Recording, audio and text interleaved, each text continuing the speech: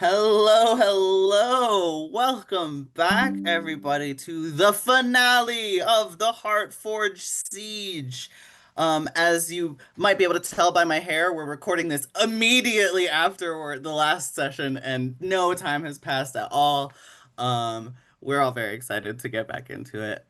Before I do a little bit of a recap, get us back rolling, pun intended, into the session. I would love for my players for the last time in this story to go ahead and introduce themselves, who they're playing, and just for fun, just a little bonus, little extra question today, their favorite D&D monster. Just for fun. Ooh, well, hello. I'm Chloe or Chloe. I use she, they pronouns. I am playing Moxie Darrow, who's a monk and also uses she, they pronouns. Excuse me. My favorite D&D monster. Oh, it's so hard. I am known for just loving dragons in general, but I'm very partial to a beholder. I do love a beholder. I just think they're cool. I just think they're neat. They're weird little eyeball things. Just yeah. I love weird things for no reason. Uh, it's like it's just here. It's got loads of eyes. It's gonna kill you. Yeah.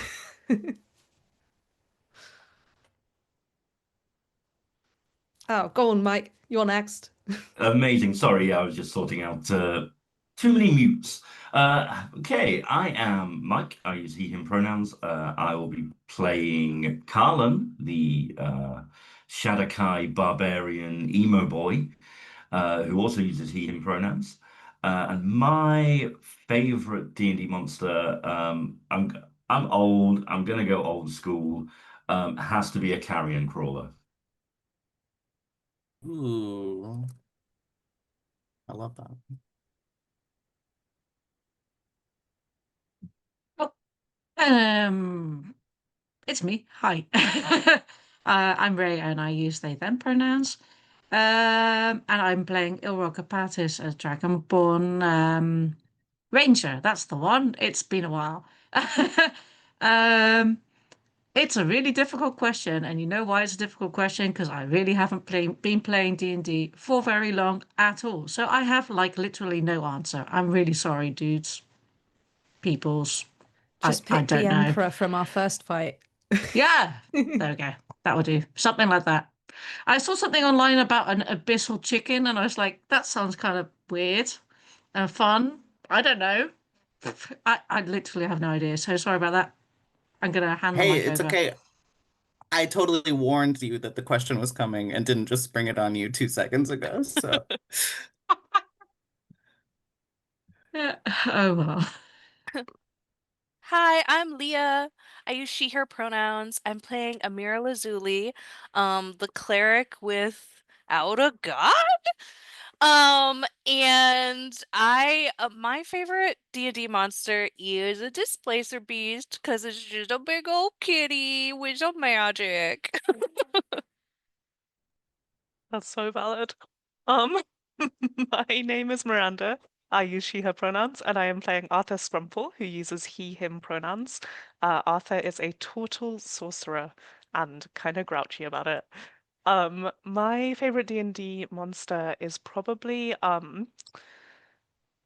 either a gelatinous cube, because I just love them, like they're so weird, and horrifying also. But it's probably actually a mimic, specifically in the shape of a carpet. I have long ago trauma from a party walking into a room and getting smothered by the carpet. Was not enjoyable, would not recommend. But it did leave a lasting impression. I do love that everyone was just like, I like this one because it's weird. it's weird, and I had a bad time, and that's why it's my favorite D&D in a nutshell. RPGs in a nutshell, right? Like, well, amazing. And I'm wrapping up the cast. I'm the Dungeon Master. Wahaha. I am Emily. I use she, they pronouns. I am both very excited and a little emotional about this, but thank you guys for coming along for the ride. I can't get emotional. Let's get going. Okay. So last we left off, The city of Irvan has come under siege on what was supposed to be like kind of a cool, chill, fun day. Supposed to be just a celebration. Yeah. The city's under attack. Apparently some sort of power play by underground criminal, Tabaxi known as the Claw, has gathered both a group of wizards who many of whom are just a simulacrum of the same one guy wizard, uh, as well as just a seeming horde of monsters from the Underdark, as well as various peoples rising up against the dwarven capital city.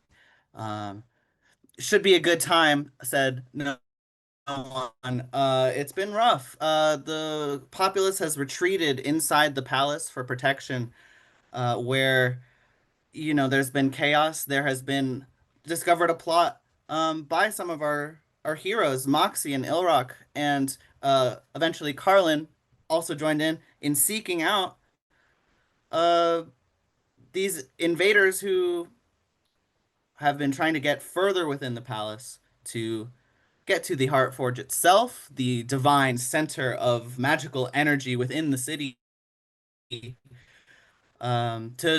disrupt this magical center and to disable the protection against teleportation from outside in some sort of aim to this invasion plan.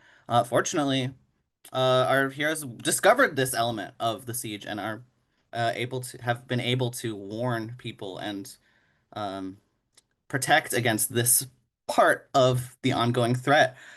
We've also got a chance to officially get the party together in and amongst this chaos. The party is now fully a party, even though they're still not in the same place, because they're connected via a telepathic bond. They can hear each other's thoughts if they want to, if not just every stray thought. Just the ones we want to send out there. And yeah, Arthur and Amira are currently in the library. Having done some research, they're trying to figure out how to get this crown, the magical divine artifact that links the Emperor of the Dwarves with the divine spirit of Moradin. Maybe got broken a little bit, thanks to both the simulacrum of the claw and a little help from Amira trying to do the right thing. Just a little bit. It should be fine. Um, Trying to find a way to recreate that tether. Um, Seems like everything is headed towards the Heartforge itself, which at the end of the last session, we had an amazing spell usage once again from Amira, deciding to cast Legend Lore upon the Heartforge itself, this incredibly important just piece of raw magic that is part of the city. Um, and just to be transparent to the audience, the spell description of Legend Lore says the DM gives you a few words about the thing in question. And that might be sufficient sometimes in most cases. Um, when you cast some Legend Lore on something that is so foundationally important to the world, it turns out you get kind of a cool little vision quest thing instead. So, while in the present, our heroes are gathering, preparing for the final siege, their minds are all reflecting on this amazing vision journey that Amira just had. That very well they could have seen as well, since they are, in fact, telepathically bonded. So, keeping that in mind, Amira, as you sat in the library with incense surrounding you, waiting in meditation for whatever lore Moradin can bring to you about this, the Heart Forge at the center of Irvan, your mind is thrust backwards in time, thousands and thousands of years. You see from the outside Trell, the planet Trell, although it doesn't look anything like what you know Trell to look like. It's sort of, it is completely different, yet the same way you would recognize, like, if you looked into a mirror and your hair was a completely different color, you were wearing a outfit that you would never choose for yourself in a million years, you'd still be like, well, that's still me, though. I don't know how I know. Like, even though it's completely unrecognizable, I still know that that's me. That same feeling persists with this is Trell somehow. Despite the fact that it seems completely alien, the continents are completely different. There's multiple of them. There are flying vehicles throughout the sky. There are sort of these metallic, huge structures, cities larger than you've ever conceived of, all just this huge, populous, teeming world that you've never heard of in your histories. This is clearly before the current age of historical knowledge. And before you can even really process this really all happens in just an instant. Your consciousness is brought deep within the center of the Trell. I was going to say the Earth. It's not Earth, it's Trell. Um, to what is hard to really put into terms that Amira might be able to understand. So I'm going to use words that we watching the stream, we the players will understand what appears to be some sort of massive beyond our current technology's ability, like this massive structure that is like a self-contained, like autonomous, like mining factory on the scale of this, almost the size of a city. This massive, just autonomous, like assembly line that is, like, again, a completely autonomously powered. And in this moment, you feel more than see a shift as the world changes, as technology reaches a critical mass on this planet where almost like the AI singularity that we're all so kind of aware of and a little bit alarmed of, a technological advancement on that level or similar to that happens where the bridge between thought and reality is merged. And technology in this chaotic time condenses, and what we now know as the weave is brought into being as a huge shift of evolution happens on this planet. And all sorts of things happen in this time, most of which this legend lore has no bearing on and has no perspective on because it is limited in its perspective. But you watch as this underground city slash factory rapidly gains self-awareness, changes in shape, quickly loses the need for physical form, ascends into a new plane of existence, and becomes the god Moradin.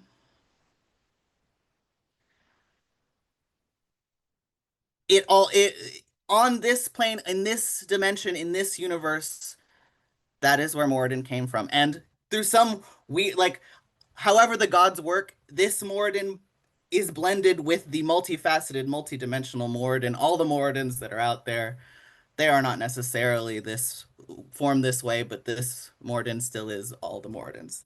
Does that make sense? I hope so, because we don't have time to dwell on it, because we are left inside this what is now a huge gaping empty cavern inside this planet that is just glowing and crystalline and burning with divine essence that has been left behind in the wake of this ascension. and you recognize it is not refined. It does not have a city and a temple built around it, but this essence is the Heartforge, the lingering presence of the physical place where Moradin came into ascension and godhood. And then we see a lot of stuff happen really, really, really fast as you are like thrust forward into the presence. You see a man that you recognize from statues as Moradin, and you see like it's weird, like you see like the like rapid time things, like everything is happening super like impossible to see.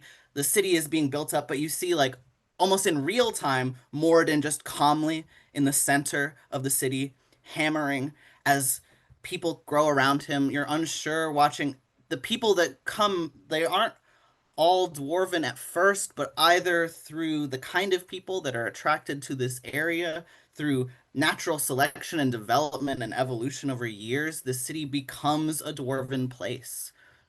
And somehow Irvan is there hammering throughout it all. He seems to be glowing with this essence, channeling this situation. You see all at once, almost very suddenly, darkness and tragedy and war and just flashes of violence that are again too quick to process all of. It's almost as if something is interfering even with the magic, letting you see this thing. And you see in the center of all this chaos just Irvan lifting up a crown, ready for what is to come. And you're back in the library,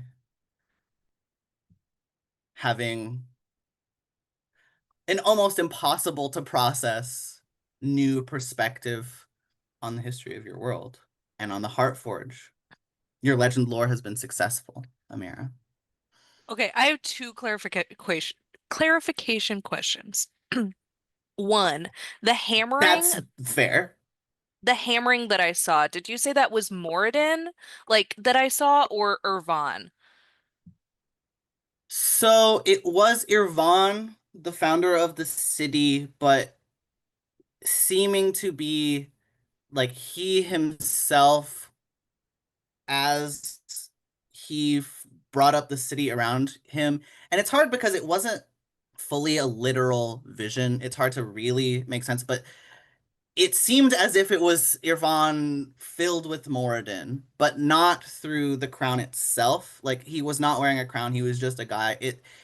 I would I would say that you would probably get the sense that just him being in this place, in this essence, and sort of channeling that through his work, like he resonated with the dwarven spirit and like just sort of must have lived a very, very, very long time, an Understood. impossibly long time, in a way that is hard to understand at this point historically because so much is lost.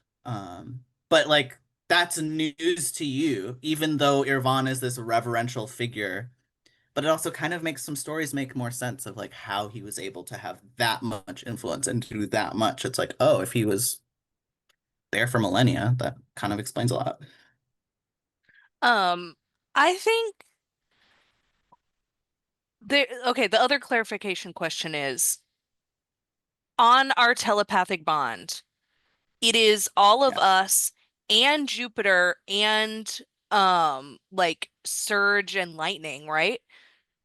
Or are Surge and Lightning on Um, there or not? I can't recall. It's been a minute. I think not, but I could be that's wrong. okay. Surge and Lightning are not involved in the telepathic bond.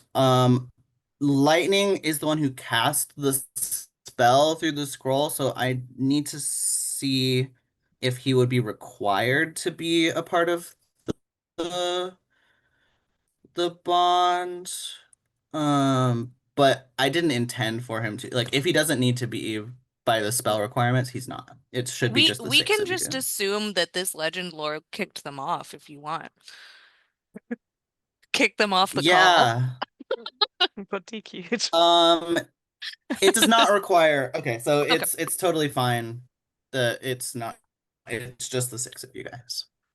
Okay. But all of us on the launch saw And the vision. unless you were, yeah, I was gonna say unless you were trying to withhold, like if it was totally up to Amira whether this was something that was transferred and transmitted to everybody, but potentially, yeah, everyone saw all of that. I don't think that Amira is in a emotional state at this point where she would have the wherewithal to withhold anything.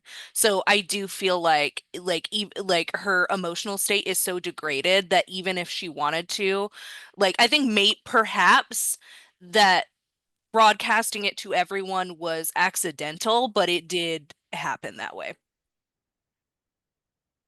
So everyone, uh, kind of a wild ride you just went on there. I think Um, that's a lot. That's an overwhelming information.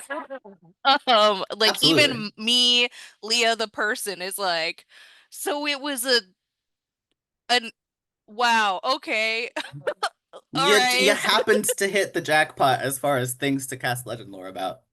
And especially for the rest of us who have no context to this, we're just like suddenly like, here's a vision. And we're like, ah. Yeah, I I would say it think hard for anyone but Arthur to really piece together all of that. And even Arthur, Yeah. like Oh some of yeah. that is like makes things make more sense, and some of that like flies in the face of hard facts that you know. And it's just like, what? Yeah, I feel like Arthur, like if Amira, because we're together, if Amira looks at Arthur after that finishes, Arthur is just like standing there like slightly in tears, also cackling with laughter, being like, "Great! I'll just rewrite all my papers then. That's fine. Everything is wrong. I have to tear up all my research. At least I have good samples. I suppose that will still be useful. Uh, what are we gonna tell the community?" I think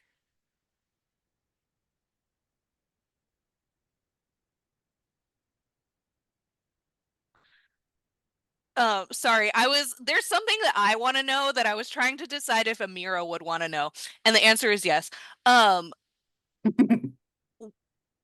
why has this not been discoverable by a legend lore before? Like this is I mean, it's a level 5 spell. She's like not the highest cleric in the land. Why now am I able to get that information? And I think like that comes out in like Jupiter, did you know?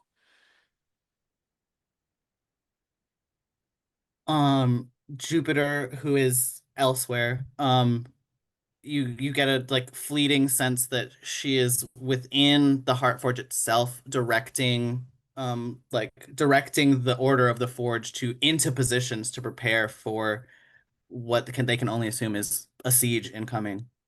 Um, just says, uh, kind of, sort of. Um, it's like, okay, I can't actually remember it. I remember remembering it. Does that make sense? Like I remember having the memory of being connected to the to Morden who knew all of that. Like, yeah, yeah, I did. That's a lot. Yeah. I don't know I can't make sense of it. I'm just yeah. Yeah, it's a whole thing. Um if you can figure out how to explain that to people in a way that won't cause the breakdown of civilization, I'm all ears. But I kind of gotta focus. Um, we'll talk. We'll talk. We'll talk. It's we'll powwow later. You can't see Yeah. that she's doing finger guns, but she's doing finger. Uh yeah. Amira looks to Arthur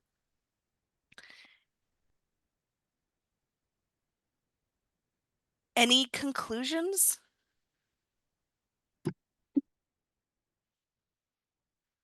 We're What right. do we need to do with the if Irvan Moradin was made the crown in this space that was Moradin, that was what a technology?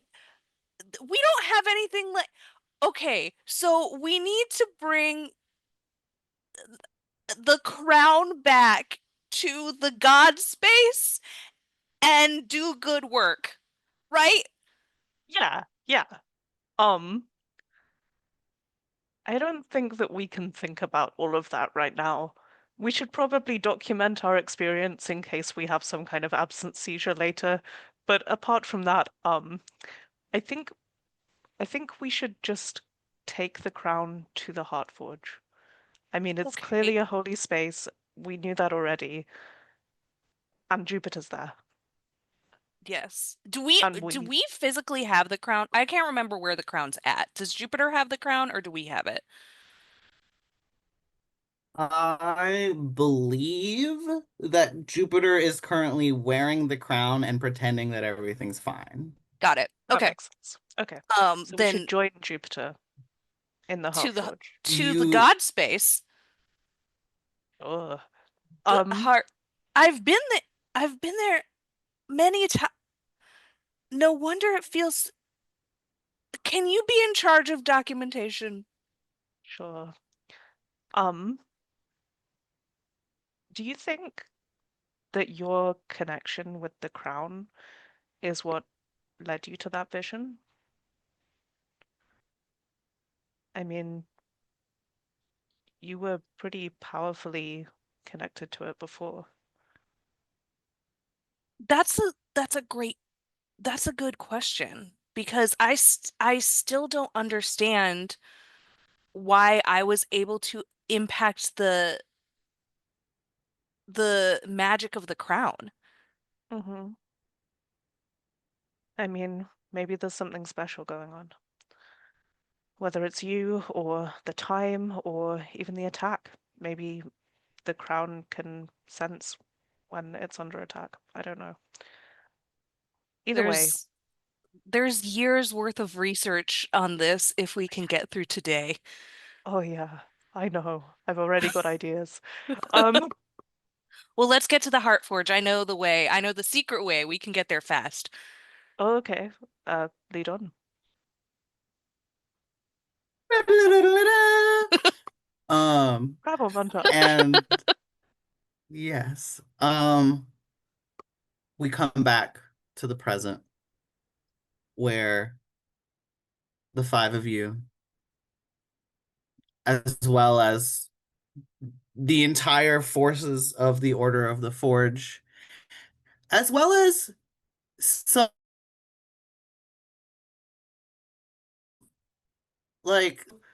like understanding the weight of what's going on, have sort of like are making like a informal militia, like are just there to help as well in sort of a back ranks, just trying to help out situation.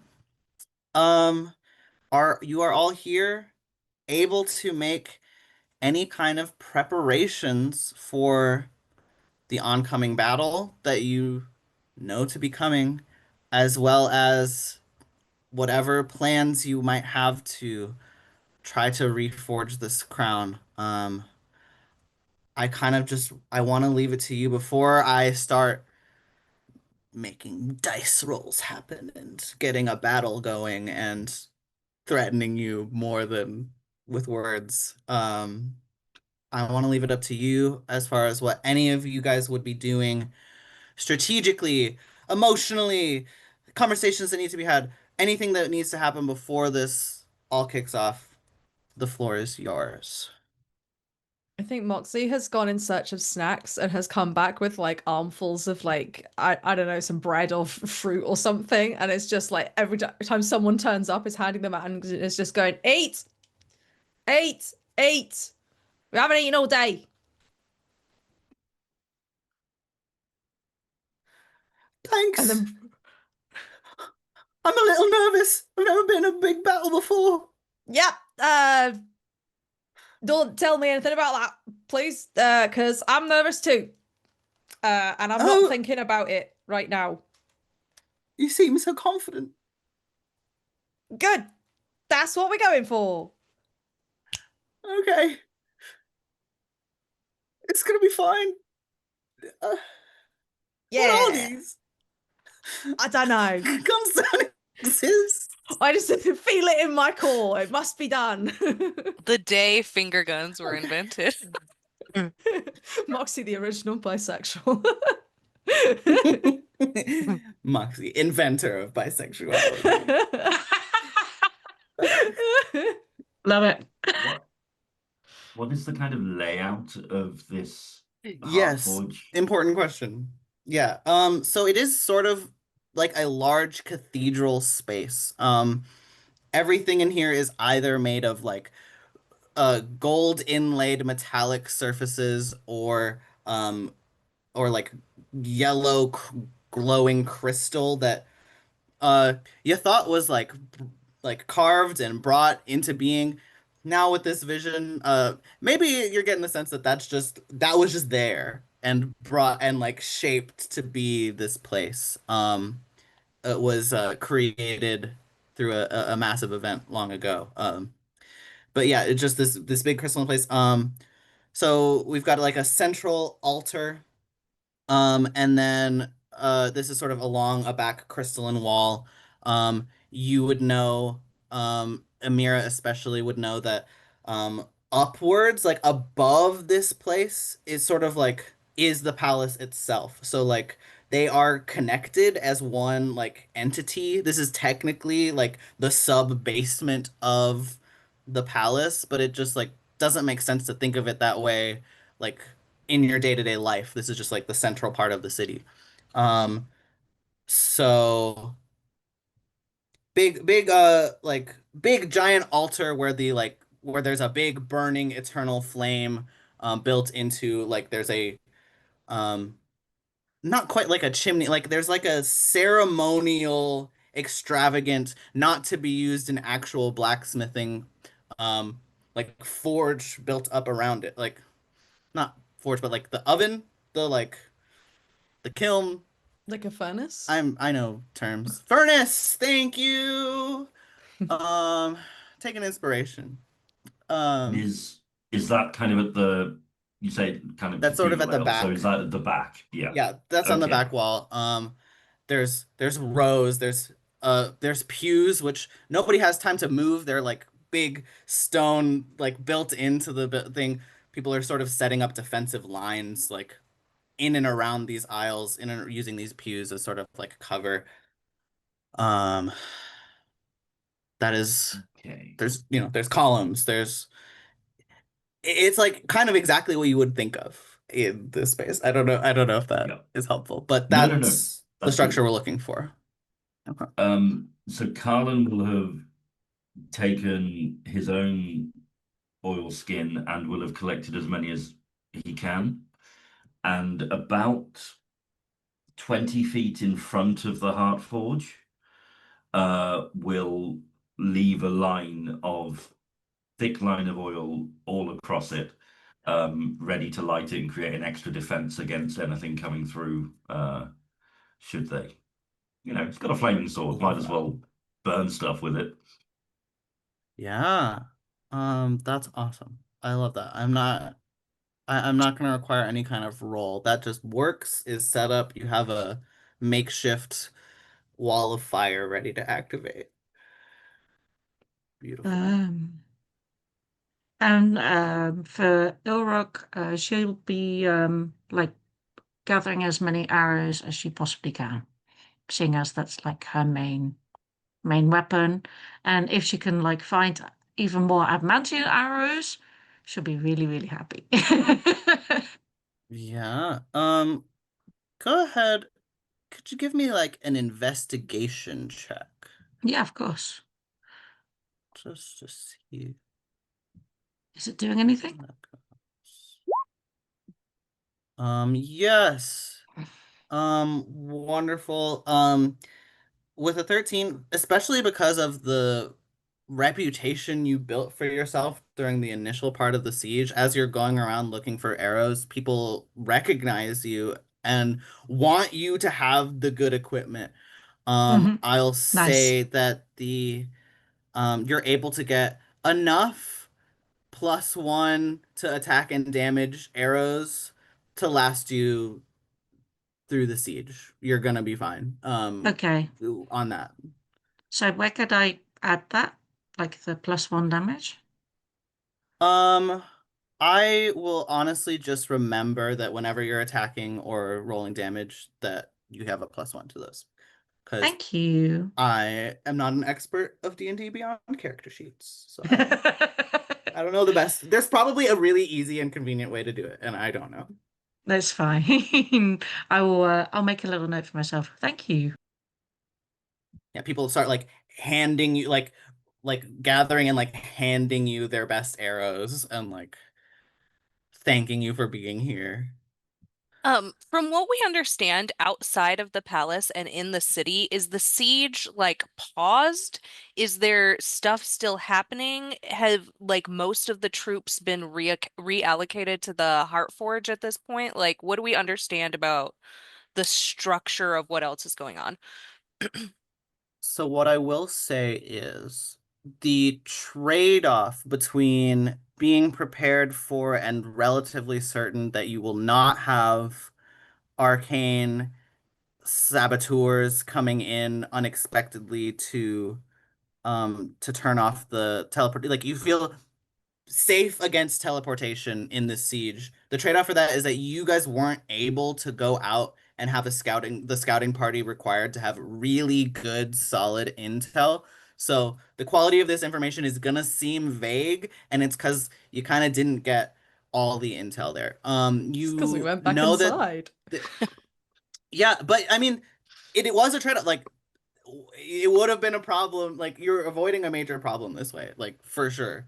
Had to have me change my attack plans because that's not happening.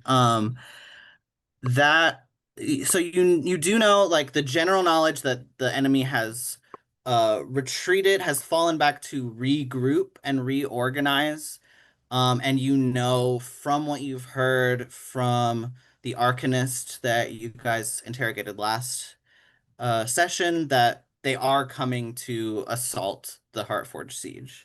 That it was like a two-pronged attack. They were the like sneaky part while the a big assault was coming. So you assume the big assault is still coming, but as far as what that looks like, what direction it's coming from, what their plan is, you really don't know, unfortunately. Okay. Um, Which I know is unhelpful. Sorry.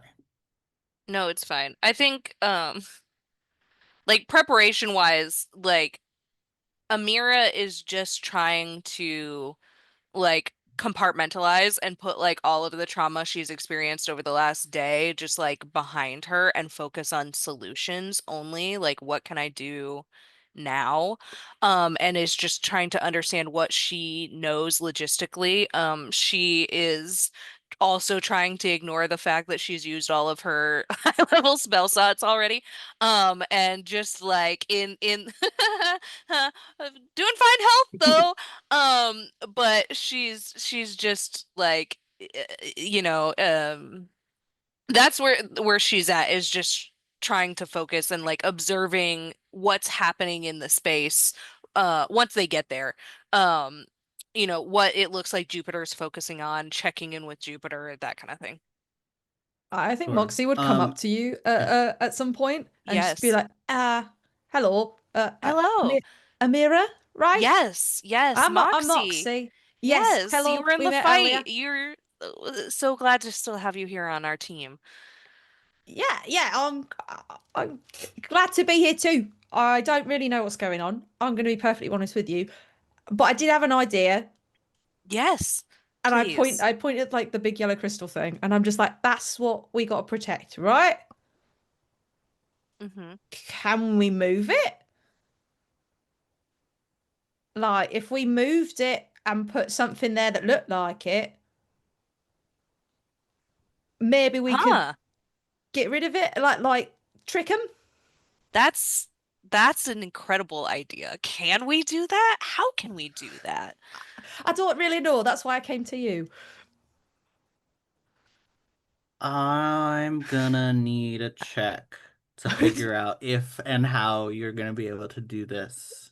I'm gonna say nature or arcana or religion from Whoa. I both of you, if since you're both putting your minds to this. I'm going to be bad at all of those. So it's on you. I have a plus 16 to religion. Whew. Sounds like a good one. Okay. I will I'll just give you roll. advantage as well because you just had a big old. I'll give you both advantage because you just had a big old vision about this Okay, thing. okay. I just Mm, rolled twice. Yes. Because I don't know how to click the well, I do know how to click, but I did advantage. not click the advantage button. I'll do our religion check too with my +0 and see what happens. Okay. So we've got a Does the 14 and a 34 34. Um, do anything? 34 is gonna get you some information. Just like a little, you might get a little information from I this. just spit take. That's so Um gross. I'm sorry. that's all good. Um Moxie, you are confident that this is a really cool and good idea, and you're It pretty is a really sure cool and good idea. like you're pretty sure like you don't know how this works, but you're like you are confident. You know you're like this is gonna be great. Uh This is exactly what Amira, we you know did it's when my gonna brother was be looking for like his scarf and we were hiding it from him. That's that's really I never would have thought to do that. That's thank you. You're welcome. um I'm doing this now. I don't know why. Oh, we're doing what is Just like this? I L's? don't know, but it makes me feel better when I feel a bit nervous. You know what? I like it. I like it. um It's the move so for the day. Amir. Oh no, sorry. Uh sorry, I'm just looking at the thing. Um It's all right. I keep slipping into Cockney. e- Anyway, I so love it. Moxie's all over the Cockney when you're country. nervous. That's mess me, Chloe. I do go Cockney when I'm nervous. I go deep southern when Me too. I'm I go feeling southern away. when Yeah. I'm tired. Mm. Okay. So, Amira, you think it's definitely possible. It is potentially going to be complicated. It is not going to be as simple as just like picking it up and moving it because the entire flame within the furnace is contained within the furnace that's built into the walls, into the floor.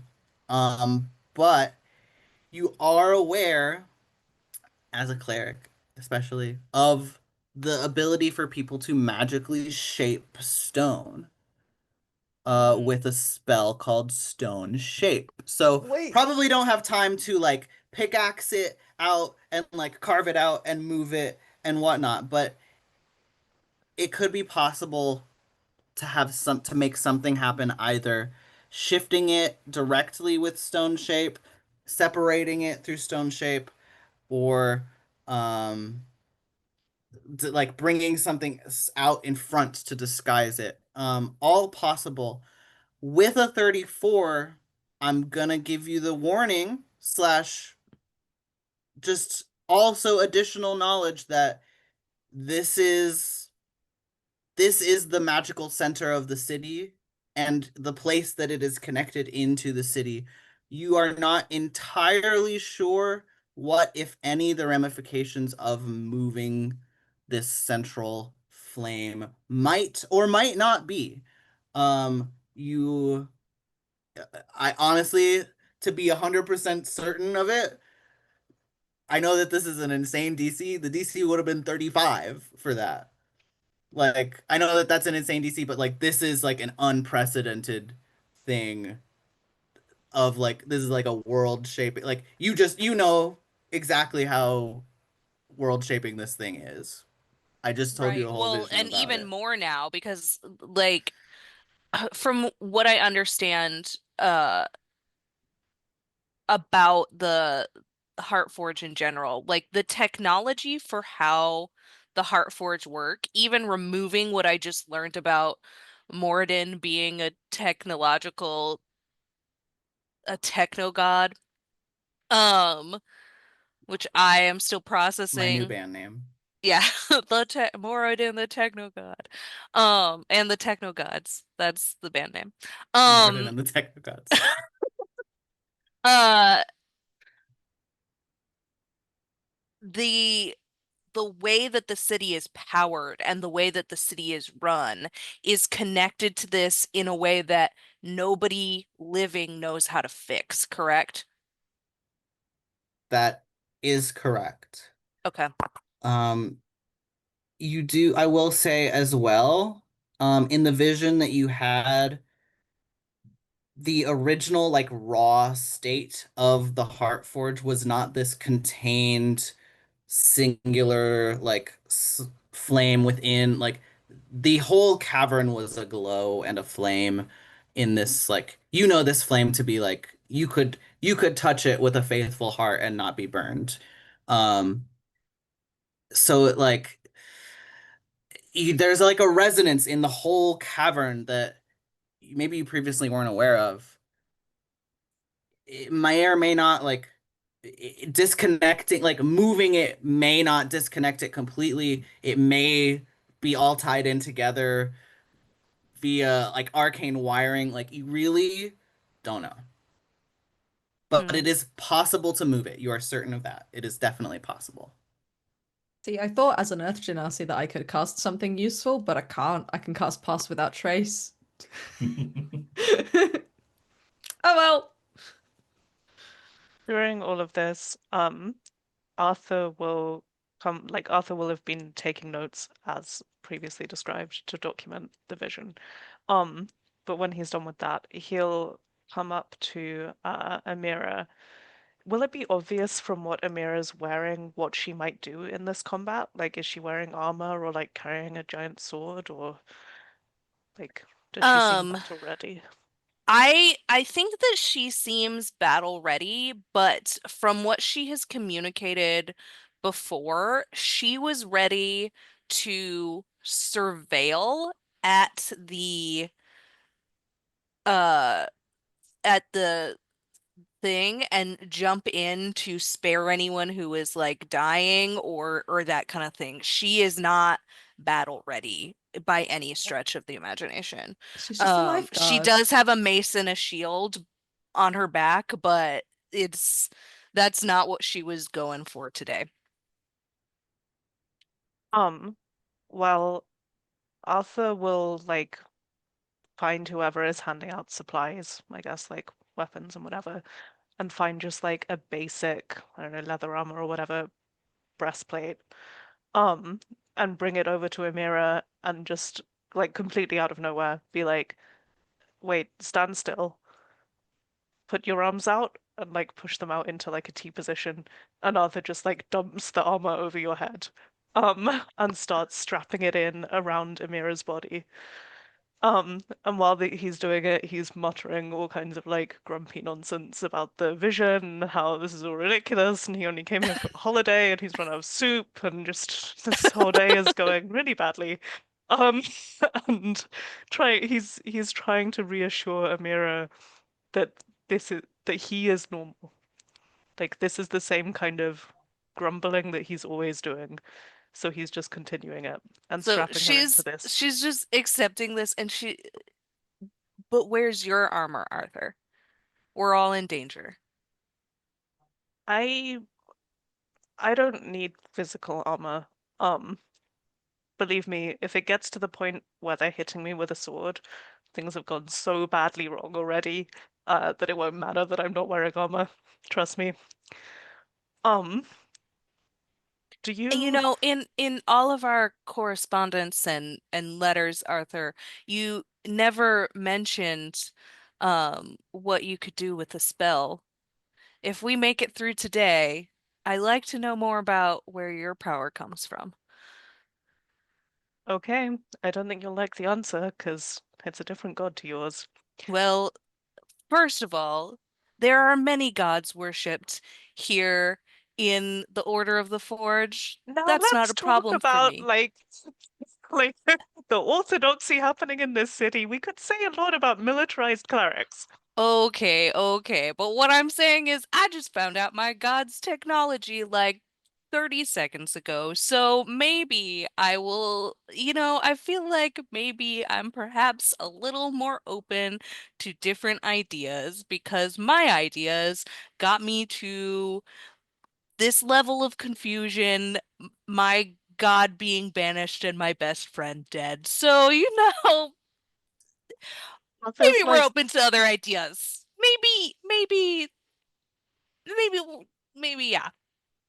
Arthur's like gearing up for a super snarky reply, and then Amira gets to "and my friend is dead," and he's like, "Okay, we'll be holding that one."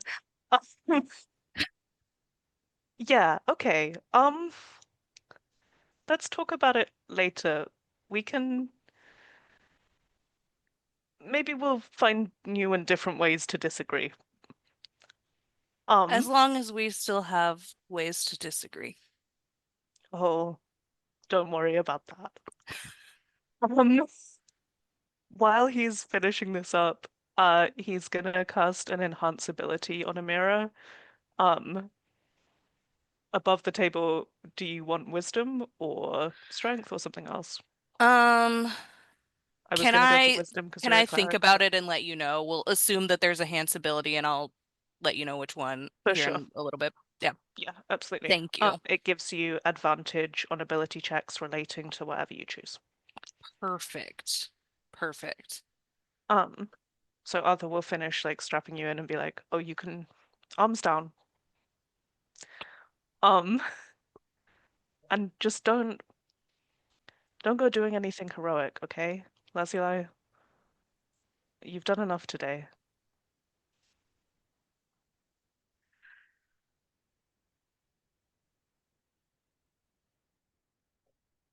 I don't That feels sorry. I don't think that I'm a hero. I think if heroism comes out of me, it's unintentional. I'm just trying to protect my city and my emperor and my god and my friends. And like it says like really pointed at Arthur and my friends. Well, all right, fine, but stay near me. I Arthur clearly promise. exhausted. I I promise. If there's a point that you won't be able to see me, you will know first. Okay, it's a deal. Yeah, that feels like the time that kind of Carlin would kind of walk over, having done his own preparations, um, and assuming that kind of Ilrock is in the vicinity as well, knowing that Moxie and Arthur and Mira are there. Um, will kind of get down on his haunches and just kind of look over and go, okay, how many of you have been in a war? Are we counting tug of war? No. Then no. Um, I've mostly avoided most of them, to be Good, honest. good. This will be nothing like a war. Hmm. Right. This is guerrilla warfare. This is more akin to a bar fight than it will be a strategic battle. Oh, a bat fight I could do. Tell me Okay. more. I heard you talking about moving the forge, Moxie and Oh Amira. yeah, I think it's a brilliant idea. Possibly. I don't know how much time we have, but Oh, people that's a are good a point. lot easier to move than things. It depends on the thing, to be honest. Well, yeah, that is Like true I can move a bit of dirt quite easily. I just pick it if it up. was a small thing. It's not a small thing. Can you make it a small thing? No. Okay. So we just keep the shitheads from the thing then. Yes, we it can be moved. Um, it can be moved. Uh, the and the I'm concerned about if we move that, what happens to the rest of the city, because the technology of Irvine and the, seat of society is all based on technology tied to this that Oh, comes from long before the squelch. We would not be able to fix it if we moved it, and I don't know how that changes. I right. mean, not to over dramatize, but I don't know how that changes life as we know it on We on definitely Trell. we Just definitely not don't have even anything like Irvan. that at home. I know what does change life as we know it, and that's dying. Touche. Yep. By definition, yes. Yes.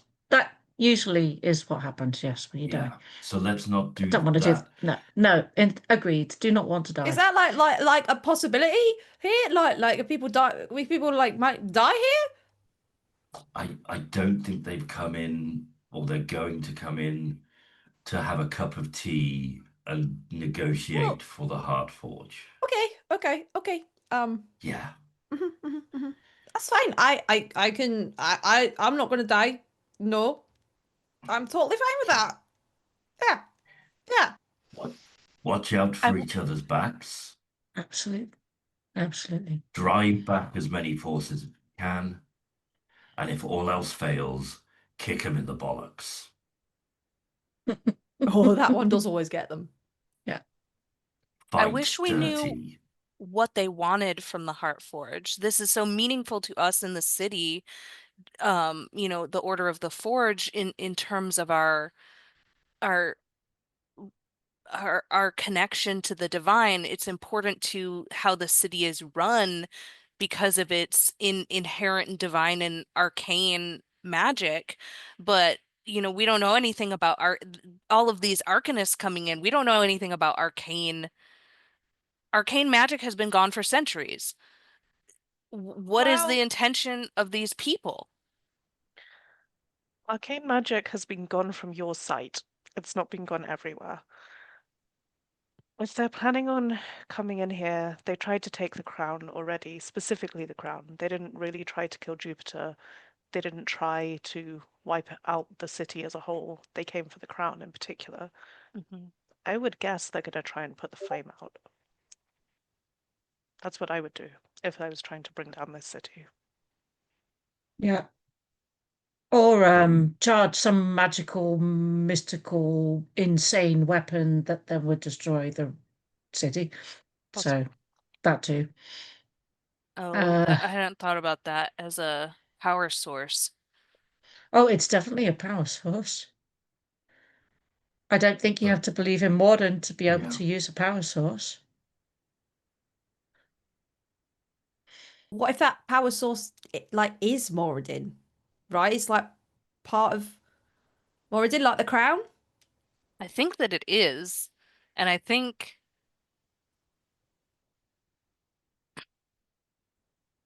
think that we need it to repair the crown. Is that, do we want to try that now before? Might as well. If you've got time before the siege comes in, why not? we won't we won't know if we have time until we either It's complete too it or late. it's too late. Well, then we better get started. Moxie like rubs their hands together and like marches off to get Jupiter. Incredible. Uh, Yeah. you turn to go get Jupiter, and Jupiter is like in the process of walking up to you guys, and you guys just like fully bump into each other. Oh, Oh, oh, no, I'm so hey, sorry. And I do like a weird half no, bow.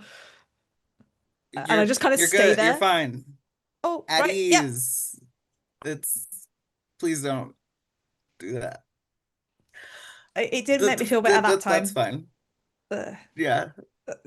Um, hi. You're gonna try to reforge the crown? That's the plan. Okay. Do we have Um, time? Have you got any messages from the outside? Any clerics they've who done some, have sending?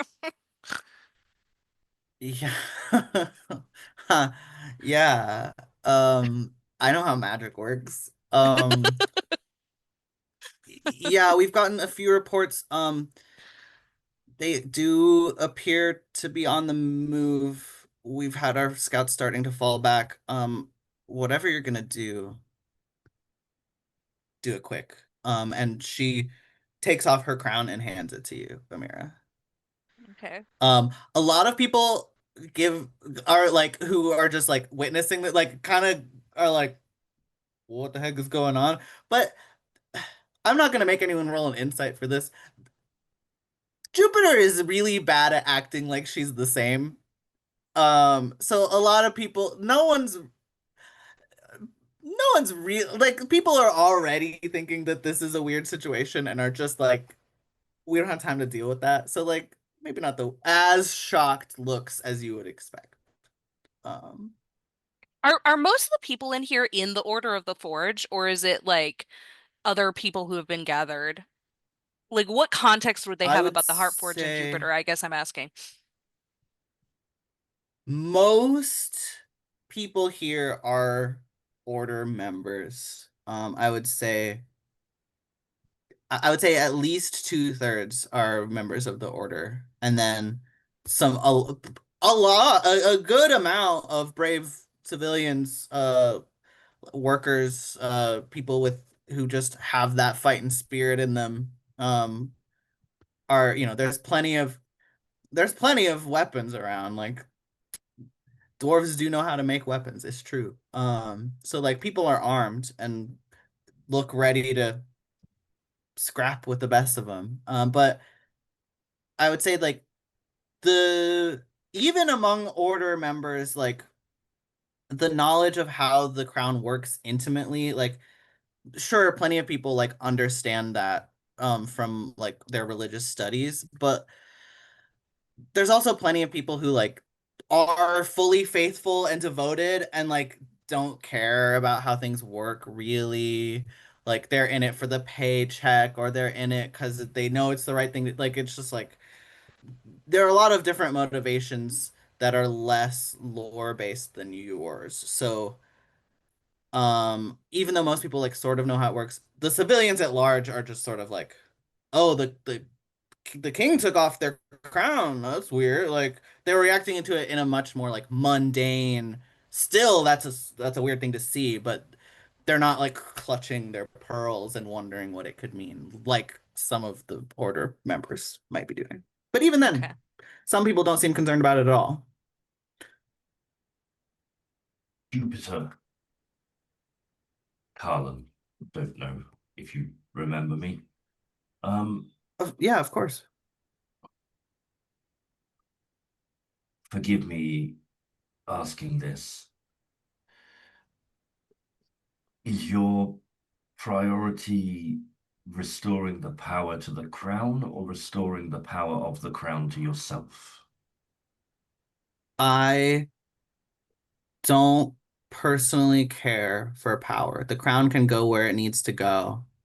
Cool. I care about the city and its people and the world. It is so important for the world to have this tether to more.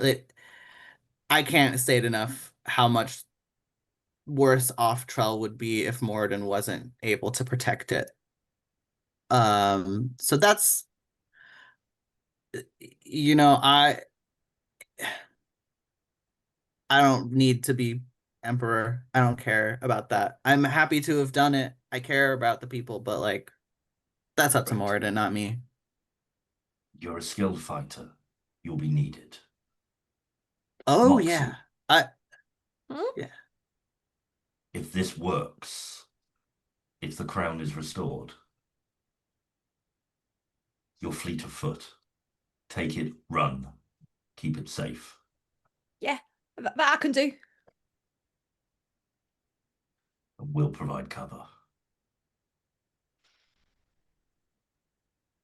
Yeah. I don't know a lot of the words that people were saying, but I know battles, and this is like any other. We We used to need we need play a someone who game. knows what you know.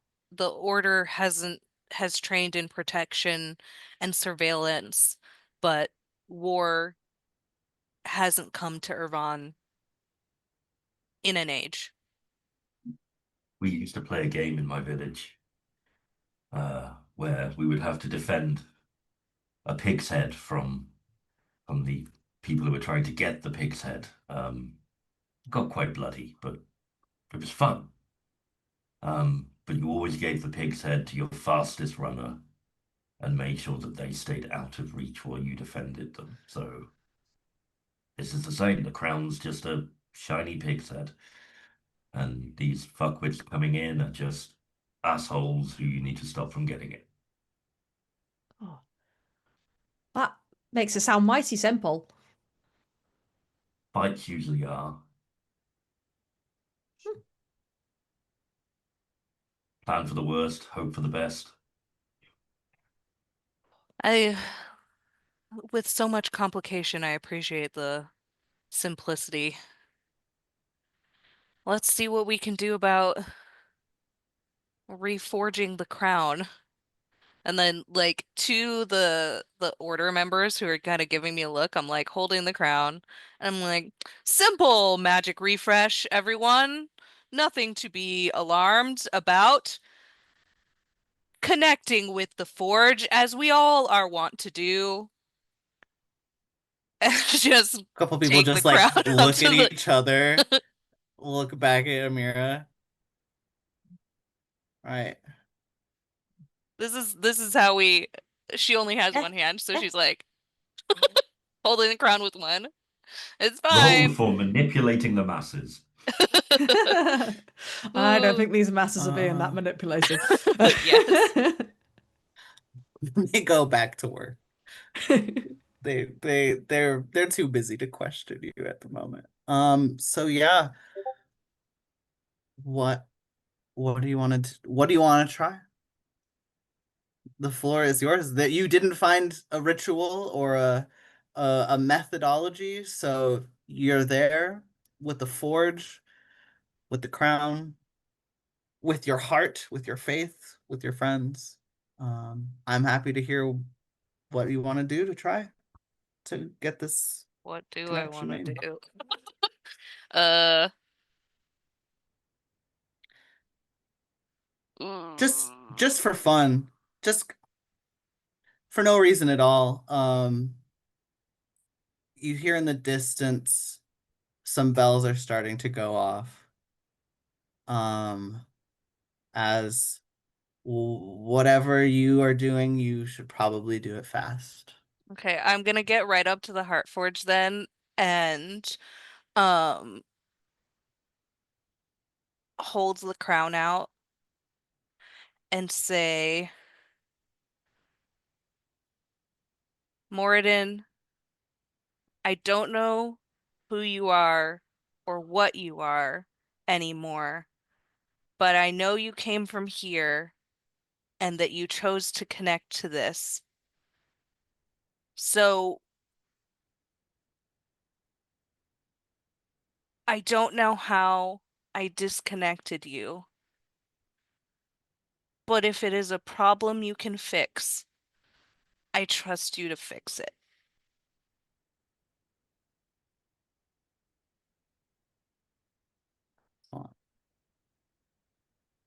And I think, like, I think that Amira is gonna take the crown and her hands and not care if they get burned or whatever, and just like try to get directly, like, this is a place of a forge. He's the god of the forge as she understands it, and she's going to, assume that the her faith will not burn her and just put her hands right in the fire. And However you want to roll that. If you want that to be a divine intervention roll, Yeah. we can do that too. Um, Ooh, whatever I you wasn't think, Emily. gonna, but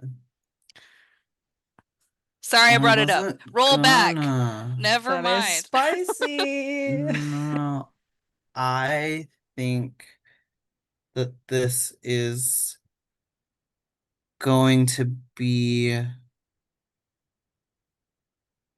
roll roll wisdom. Just roll me a wisdom check with your proficiency.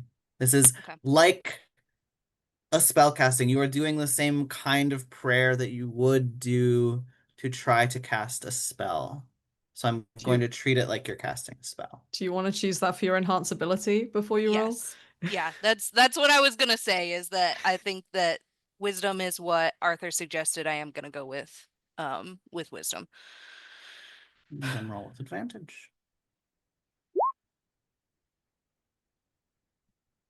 20 and a 22. You stand there and reach into the flames, which crackle around you. It almost feels like a warm breeze.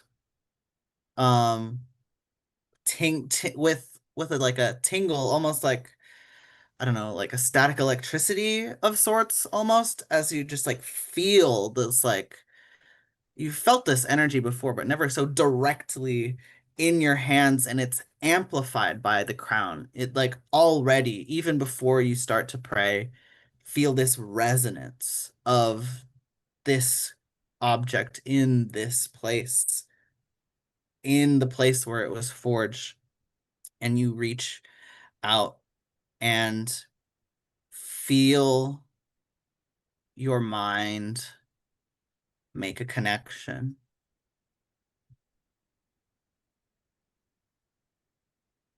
You feel the presence of Moradin stronger than you feel in your prayers, present physically, maybe not physically, but directly within your being. And you feel a voice, more than hear a voice, you feel a voice saying,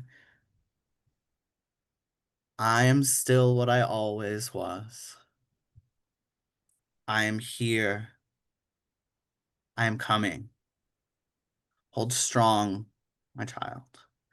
And a massive surge of magical energy pours through the forge. It lights the entire furnace is erupted in flame. You yourself are erupted in flame as you channel this energy as the connection begins to reconnect in the crown.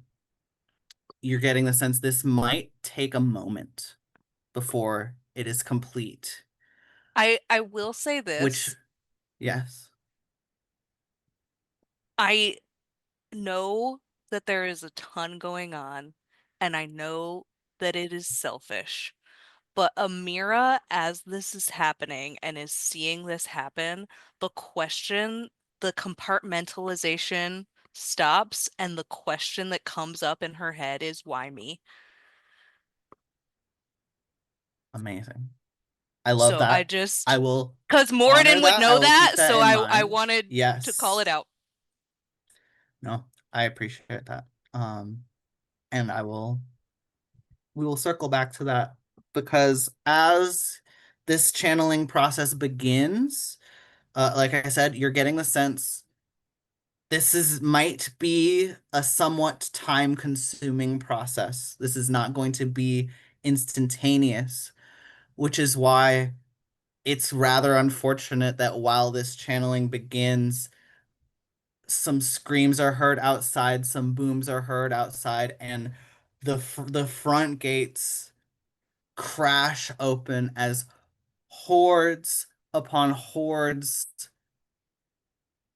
start barreling through, led not by who you would have expected to see. You do not see the claw, the tabaxi. You see a very tall drow elf woman, recognizable to most, if not all citizens, at least those who are politically minded, definitely recognizable to Amira, who can't actually see because she's facing away from the doors, but like through the mind connection sees.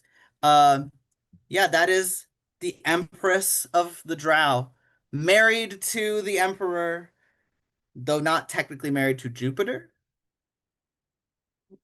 Divine marriages are weird, y'all. Married to the You crown? definitely knew of the Empress. You definitely knew uh she existed. What you did not know, and what no one knew, and what is shocking to many in this moment is the Empress of the Drow is a Drider. She comes in on a giant spider body connected to her torso. She wields dark arcane energy surrounding her. She comes with rage and passion and fury, and atop her head sits a black onyx crown pulsing with a dark divine radiance. And in a voice that is both the Empress's and not the Empress's, says, Moradin, sweetie, I'm back. And it's a little early to call our break, but I think we'll call our break there when we return. The Heartforge siege will begin in earnest. I cannot wait to see how this goes. See you guys in about 10-15 minutes. I'll see you. Bye. Hello, hello, hello. Welcome back, everybody. Hey, guess what? Roll for initiative. Ah, Ah, Fuck. Oh, Lord. Here we go. Off to a great start. well, These are not all good. Some of these are pretty solid. Let me Oh, actually oh, write there it Could have that been is. better. down. Could have been better, not gonna lie. Especially with a +5. But we're here. All right, let me just write this down. Um, Beautiful. Carlin, you're definitely up first. So, the scene you see, we're gonna do similar to in previous combats. We're not gonna get minis out. We're not gonna grind out these dozens and hundreds of combatants individually Hundreds? rolling. Yeah, it's lots. There are lots of people. What we're gonna do is large sweeping, like this is my intent for this situation, and we're gonna just evolve it narratively over time so that this session isn't 85 hours long. Um with that in mind, Colin, the hordes are incoming. They're starting to charge the Drow Empress, crawling along through in sort of taking the front, but with people charging past her. Um, the front lines ready at the gates are starting to clash together with these combatants. Last I heard, you were up near the altar with Amira, but I don't know if I'm happy if, as the bell started to go off, if you guys wanted to have shifted position or like start to prepare. I'm totally cool with flexibility on that. Carlin, what would your initial drive be as this gets going? yeah, so Callum would have definitely been kind of more away from the altar, near the kind of line of oil that laid down, because definitely had kind of specified like you guys do that. We'll hold this while you carry on, assuming that this was going to take longer than that. Not going to. Oh, like so. How far away from kind of Carlin, who is say 15, 20 feet away from the altar? How far away from Carlin is the Empress? I'm gonna say like the entire path from the like top of the altar, like down the stairs, down the main center aisle to the front gates is gonna be about 150, 120 feet, somewhere in that range. And they're already starting to get um maybe 10, 15 feet in. You're about 10, 15 feet down. You got maybe 80-ish feet um between you. A lot of Okay. people between you and that, like a lot of forces clashing together, but navigable. Yeah. Navigatable? Words are hard. I think navigable. Yeah. Yeah. Right. Oh God, this affects what I can do. Um, so actually, I think what I'm going to do is I'm going to hold my action at this line. So yeah, I'm going to first of all bonus action flame on my sword. Uh, and then hold the attack action for anything coming near. Okay, Can't rage yet to double flame on, but we will do that next time. So yeah, I'm going to basically get to the line that I've drawn at the bottom of the stairs. We'll say that's where it is, just for ease. random. Hoping that kind of combatants will come past me before then. I hold my attack and light the thing as we strike someone. So yeah, not doing a lot this I love turn. it. You're holding the line. That is important. Don't dismiss you holding a defensive and strategic position is not doing very much. Yeah, true, true. Um, but yeah, okay. Carlin stands ready at the top of the stairs, flame burning swords almost like reflected in his eyes, that just burning passion ready to defend his new friend and this city. Um, Beautiful. Ilrock. We are at Ilrock's turn. I'm gonna go ahead and say let's circle back to Ilrock in just a moment. Up next in the initiative order after Ilrock is Moxie. Can I ready an action to like grab the crown once Amira has finished with it? Or do we think that's going to take longer than one round? Um, I think it's gonna be fair enough. You guys are still sort of telepathically connected, so Amira has a strong sense that this channeling will probably take more than one round. It Okay, seems to be like filling, like you're getting a sense, Amira, of like it filling the crown slowly but like densely. Like it's just like so much of an energy required that it will take a little bit. cool. Um, so yeah, I'd say you would be aware of that. Okay. In that case, I'm still going to ready an action, but it's going to be that if anybody tries to attack Amira, I'd like to get in the way so that they can attack me instead. That's the idea. I know it's not like a mechanical thing, really, but yeah, I'd Oh like to no, sure. protect That I Amira. would mechanically I'd say that that's a dash you're holding to Yeah, get to yeah, move to hold that movement to interpose yourself. Yeah. yes. Um, Yeah. So I have like a million bonus actions. So I've just been like, are any of these helpful? monks Oh, be like, yep. One of them will be helpful actually. Which is uh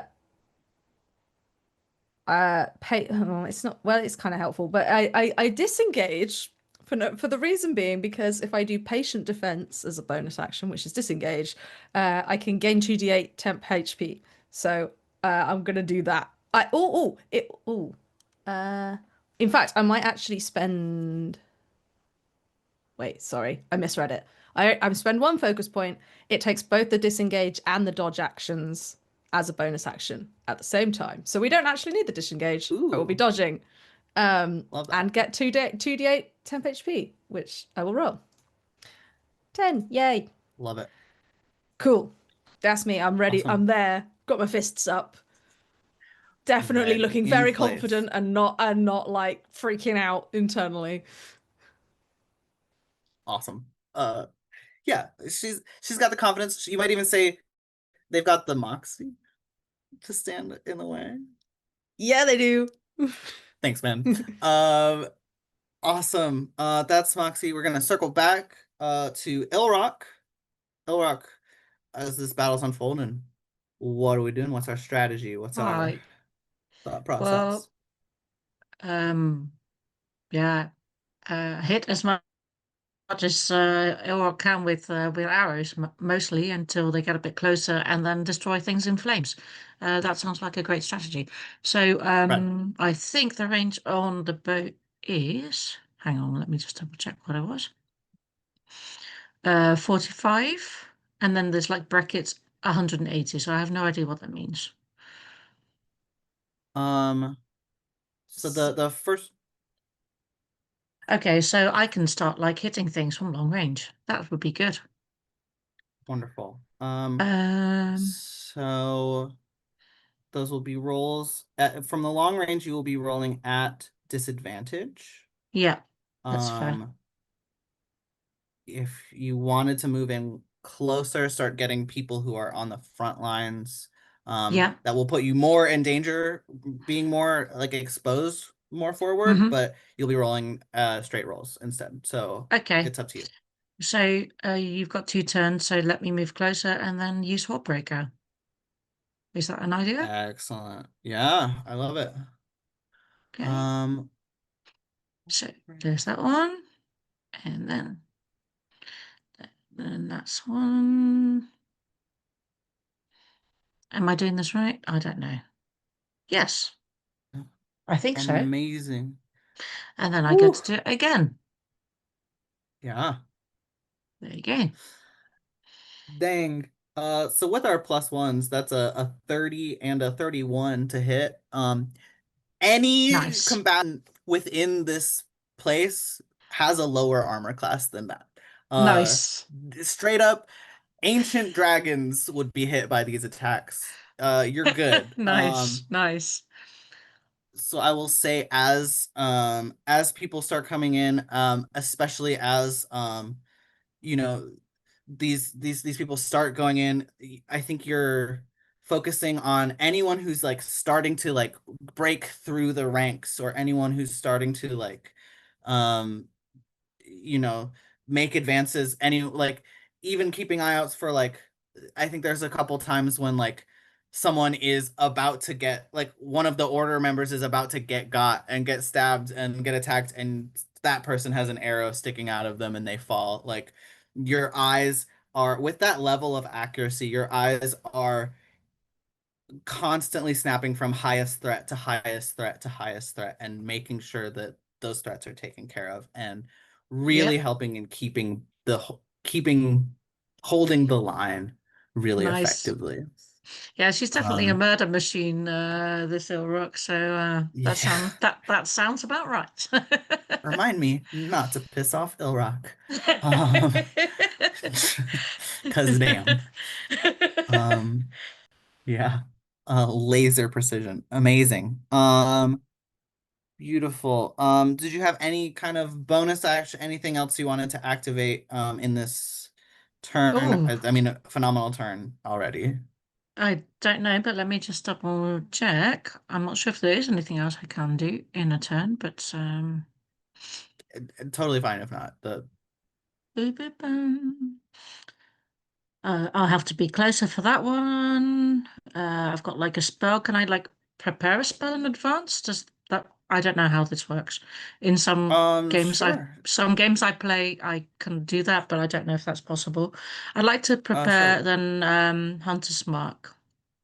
Hunter's Mark. Okay, amazing. And especially since Hunter's Mark lets you like shift between the targets as you like as targets fall, you can then shift the Hunter's Mark to new targets. I think that's I'm even just wrapping that in with like as you're like focusing on the that focus, that enhanced precision, that like that eye is like being aided by that Hunter's Mark. It is like supernatural, your ability to like take down these prime targets. Yeah. Mike. I mean, technically it's a spell, my spell slots, but sure. I was going to say Yeah. at 10th level, Ray, I think you get two attacks with your bow, right? And then the Horde Breaker gives you the extra attack. So I think you get one more shot with your bow.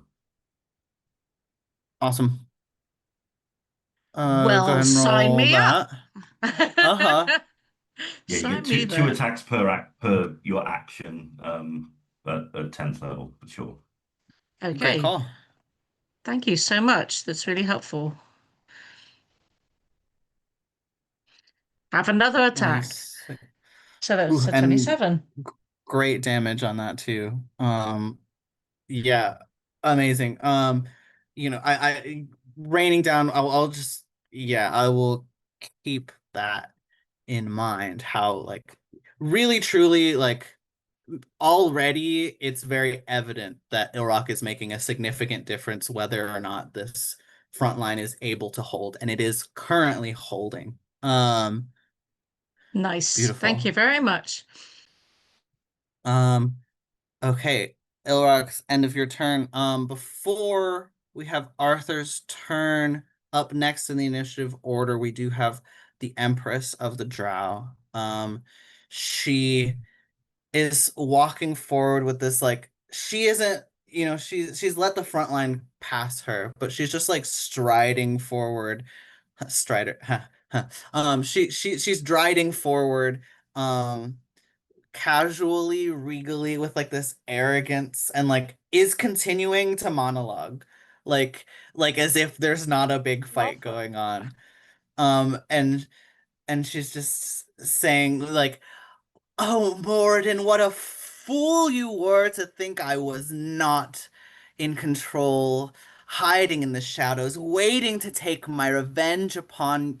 And then she cuts off as she fully takes in the scene at the top of the altar, as she fully like comprehends like what is happening, and immediately goes into this rage, this like fury beyond mortal fury, and she goes, "After all the effort I come in, you're not even going to show up for my revenge." And she thrusts both hands forward, is going to send out two uh lightning bolts. She lightning bolts and also quicken spells lightning bolts through the crowds, through everyone. At least one of those is going to hit Ilrock, because Ilrock is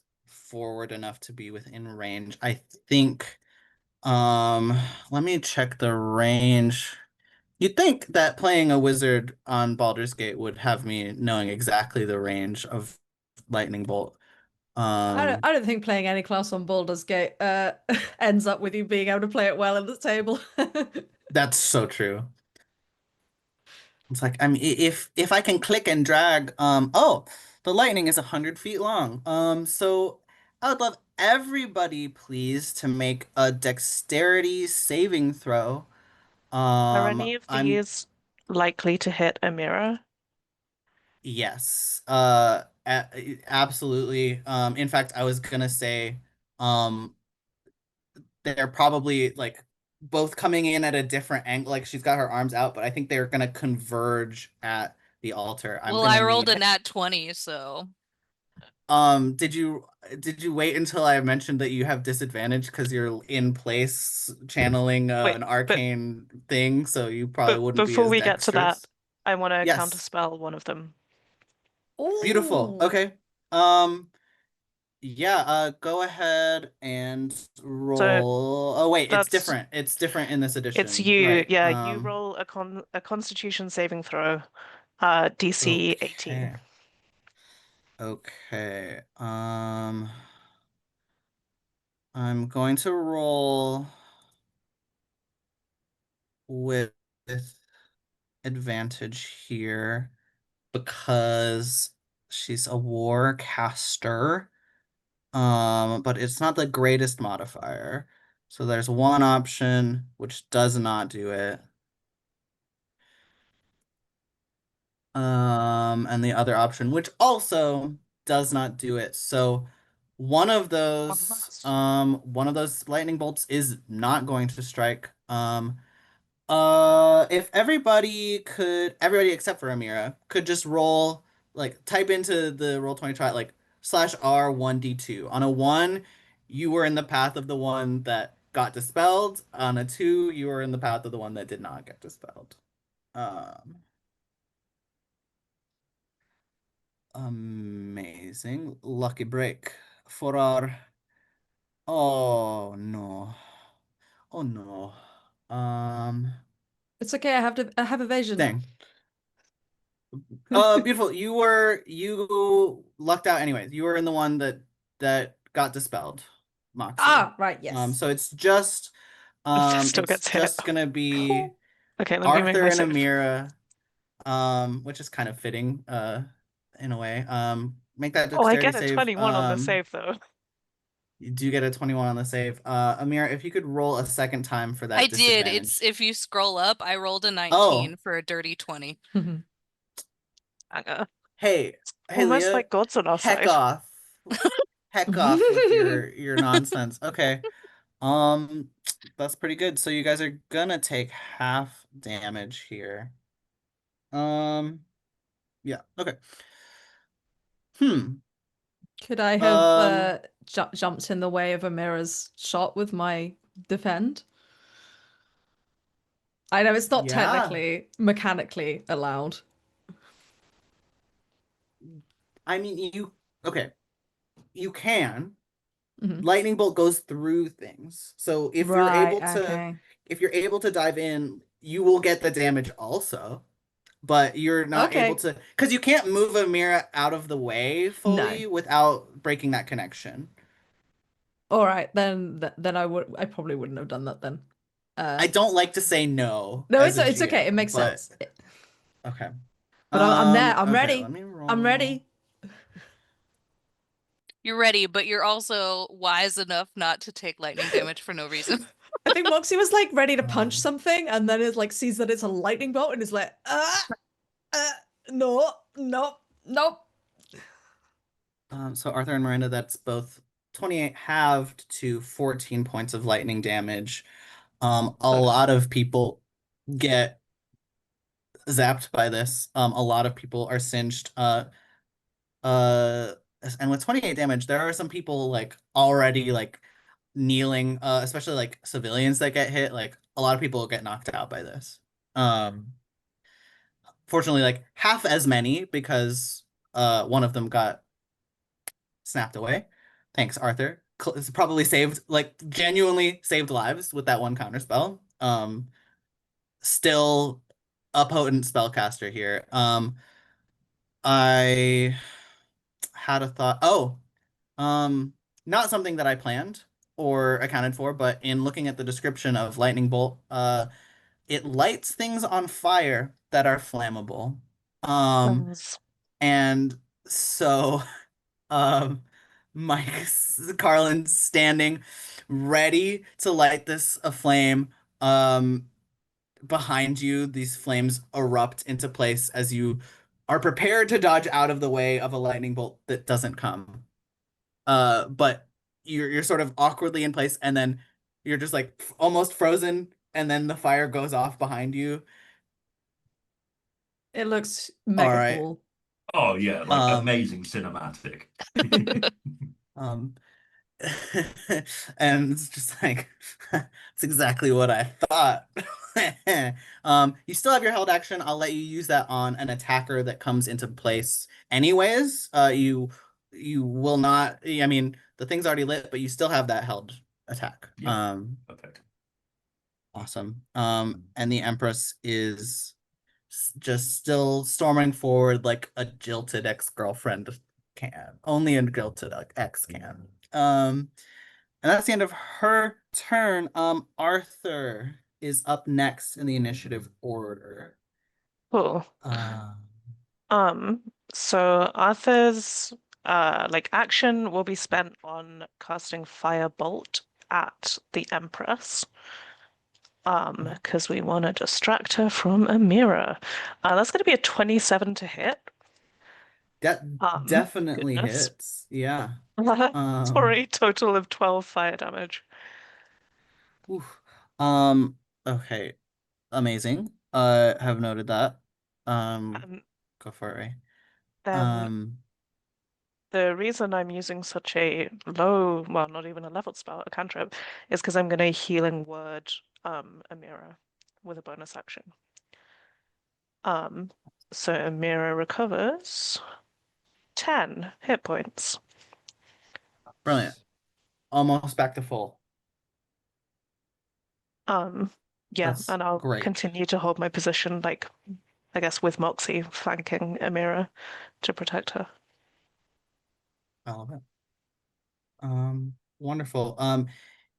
Definitely through the combination of counterspelling one of her lightning bolts and then directly throwing a firebolt at her face. I think it's safe to say that some of the Empress's direct attention is, for better or worse, on Arthur at this point. So moving forward, we will keep that in mind. Amira, it is your turn. Your action is going to be dedicated to uh continuing to channel this power. I'm gonna have you roll another spell casting check again with advantage. This is going to help influence like how quickly this channeling is able to go and how potent you're able to be with it. Feel free if you have any ideas on how to enhance that, how to affect that, if you have any spells you want to cast, like it doesn't have to be just that straight spellcasting roll, but by default, that's what will be happening. Just checking. Spell casting, are you talking about a spell attack roll or just the +4 modifier? It's the it would be the +4 plus proficiency, so it's the same Oh, bonus as a spell attack. okay. But Because I'm when I having rolled it before, be. I just added +4 when it should be +8. Just FYI. Oh, okay. That is good to know. Let me double check what those original numbers were. Oh, okay. Um, Sorry. no, no, thank you for clarifying. That does make a bit of a difference actually. That gets it above threshold. Can I That check as original well? one. Is the advantage that Mira's getting coming from the enhanceability or coming from God? The Uh, two sources of in power. this case, in this case, the enhance ability is coming into effect because Okay, great. while we're using I the will spell keep attack concentrating on it. bonus, it is okay. Yeah, yeah. It is it is like a you're not attacking the thing. It is an ability check. So I don't have an action, correct? Unless you have something, an action that you feel like would help in the efforts of like the channeling is an active thing. Like it is going to require you to do something related to that. Um, the default is going to be to just roll that check, the same check you rolled before, but I'm open to if you have something that will enhance that or The affect o something different, or if you want to concentrate on something else and then return your attention to the crown at a later point. Like you don't have, it doesn't, if you do something else with your action, it won't like erase your progress. You just won't make more progress Got it. this turn. I think that I'm gonna keep concentrating on the crown then with my action. Um Sure. unless you will let me potentially add uh protection from good and evil on top of that. Let me look at the spell because I think I like that. Essentially, I feel like it would celestials, elementals, stack. fae, fiends, undead, um, would have disadvantage on attack rolls against me. Um, I'm gonna say why not? You are concentrated on like being locked into the situation, so that like protective bubble. I feel like I'll let that be like an intuitive part of like you locking in here. So I think yeah, I think it's like an intuitive thing, like because she's concentrated on the crown and like the relationship with Moradin, and then she just felt like evil opposing God back and behind her, and she's not even like thinking about it. She's just like intuitively casting the protection from that evil while being connected to Moradin is the way that I think that's happening. okay, yeah, I like it. Um, Um, okay. so Yeah, go ahead and roll that with advantage. Spell attack. We definitely like a 27. The the three gems inlaid the within the crown have begun to sparkle, even before now, have begun to sparkle with that divine energy. And I want to say that two of those gems are currently full of glowing light, with the third, the central one, is like sparkling, filling. You feel like you like even like feel Morden like urging you like I'm almost here.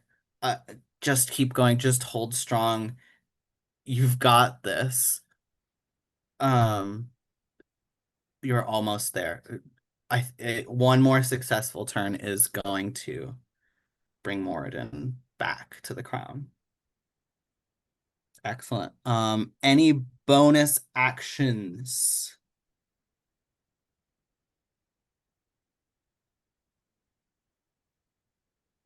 Amira. um, can I do a bonus action? I want to use a charge of my stone cunning to give me tremor sense, so that I can feel the stone around me. So I will be able to feel if someone like misty steps or is invisible sneaking up.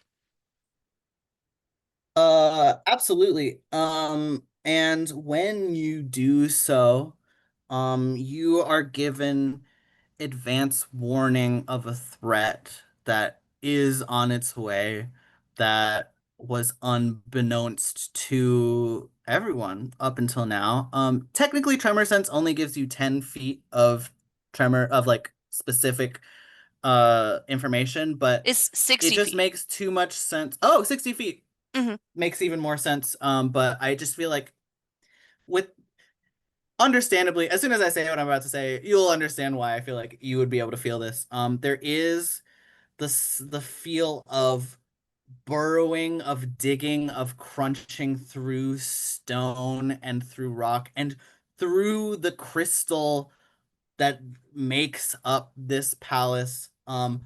Very close, rapidly approaching from multiple angles beneath your feet, through the walls, through the ceiling.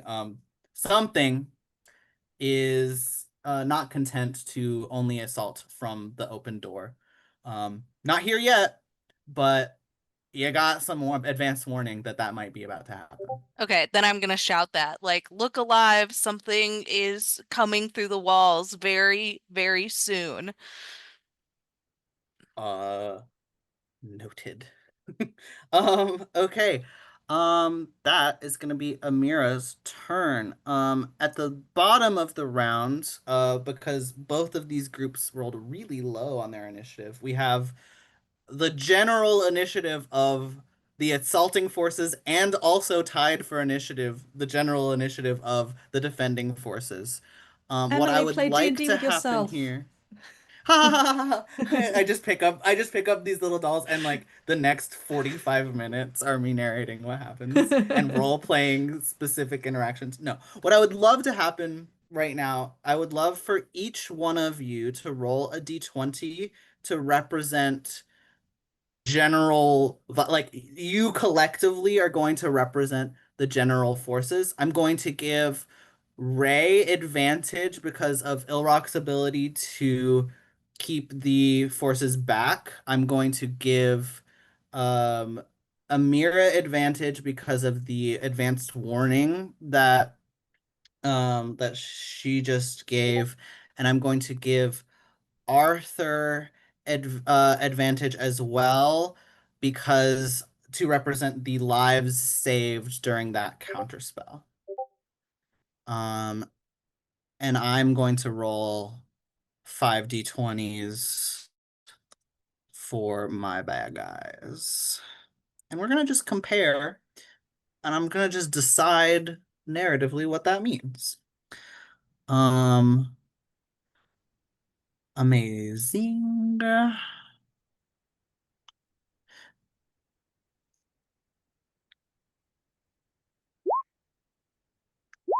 Do we need to do something to reset the tracker, the overlay, Ben? Is there something that we can do there?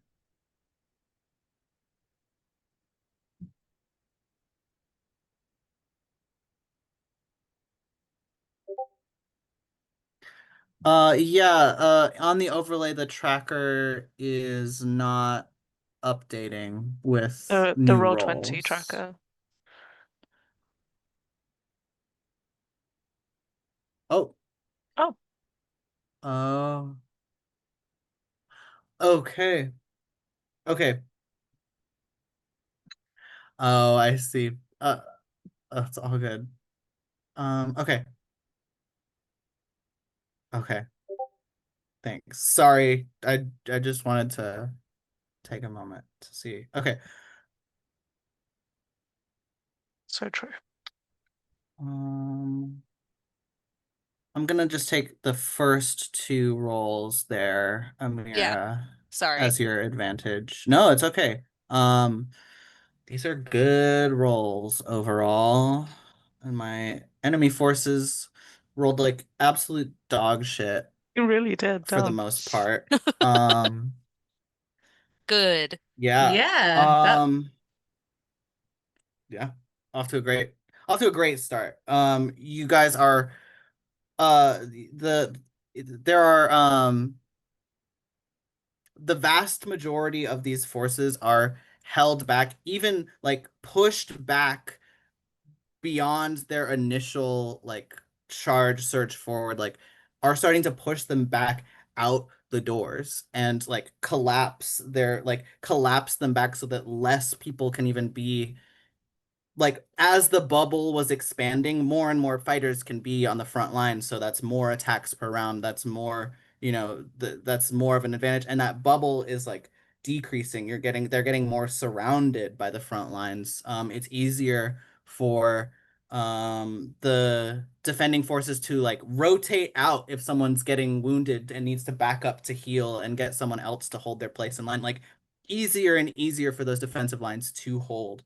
Um, the one um and even so, I was gonna say the one sort of like positive thing on their side is that they have this extra assault coming, but because things are going so well, the defending forces are able to devote some resources. Like some people hold back and start to like be spread a little bit throughout. They're not entirely sure which angle they're coming from, but there are people that are like devoting themselves to watching all angles and being prepared for that assault to come. The 17 that I'm gonna say, the one successful thing that does happen, the one like positive as far, well, negative for you guys, but positive as far as I'm concerned is there are some forces that there are folks on like on the backs of like I'm gonna say giant bats, like just swooping in through the open door. They're like tall enough that they can swoop in and like get in, and they're not concerned by the ground forces at all. They're concerned about one thing and one thing only, and that is the altar, and they are able to swoop forward, and begin to attack. So they're going to be able to make attacks on what is going to end up being Carlin and Moxie because they are prepared to be in the way. So I'm going to want you guys to roll your held attacks. They're going to roll some attacks against you, and that's what's going to happen. I was taking Um, the dodge action, which I'm not gonna lie to you, I can't remember how it works, so I'm gonna look it up now. I believe I will have disadvantage to attack you. That sounds right. Right, because you did not hold an attack. You held No, I was the defending, the yeah. the positional. Yeah. Okay. Um. Okay. Those are some good 21 and a hits. 17, yeah. Yeah, those are both gonna hit. Cool. And I'm gonna roll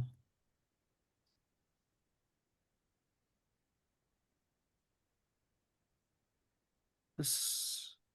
I'm gonna make 5 attacks here. Uh, I'm gonna say 2 of them are coming at Carlin, and 3 of them are coming at Moxie because Moxie is more able to more getting in the way of these attacks. Despite being quite So these small, are the Moxie is two. seemingly everywhere at once. Amazing. Um, oof. That's some good. Okay.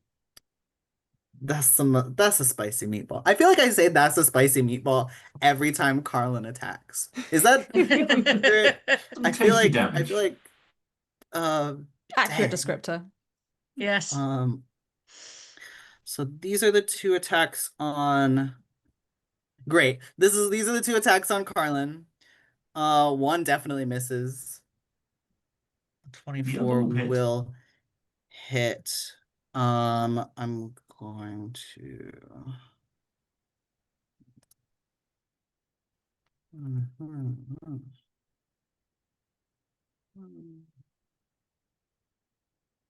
so it's 11 halved probably because it's physical damage.